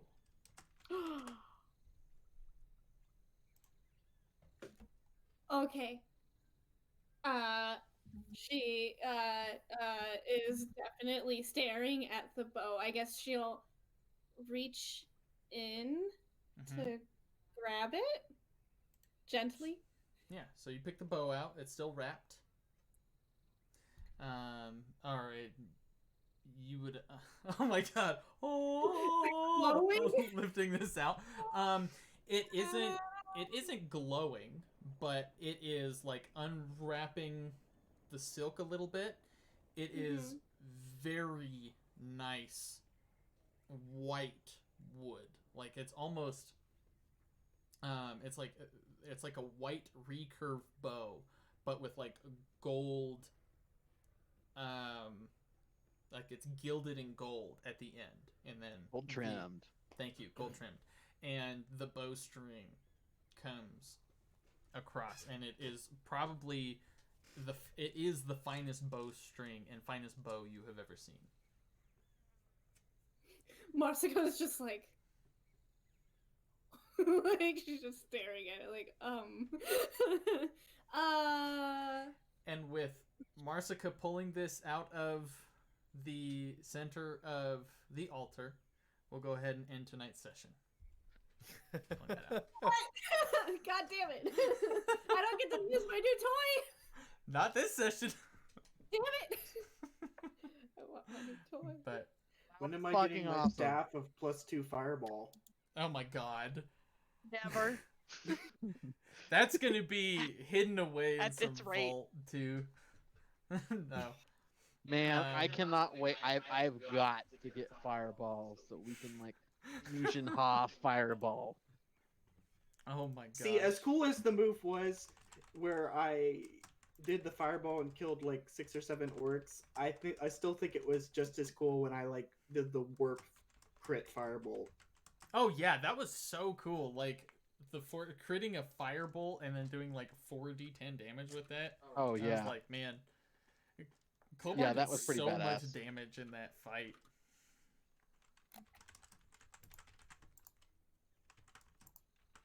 Oh. Fucking divination wizards. I feel like critting right now. We rolled a lot of crits this session. Yeah.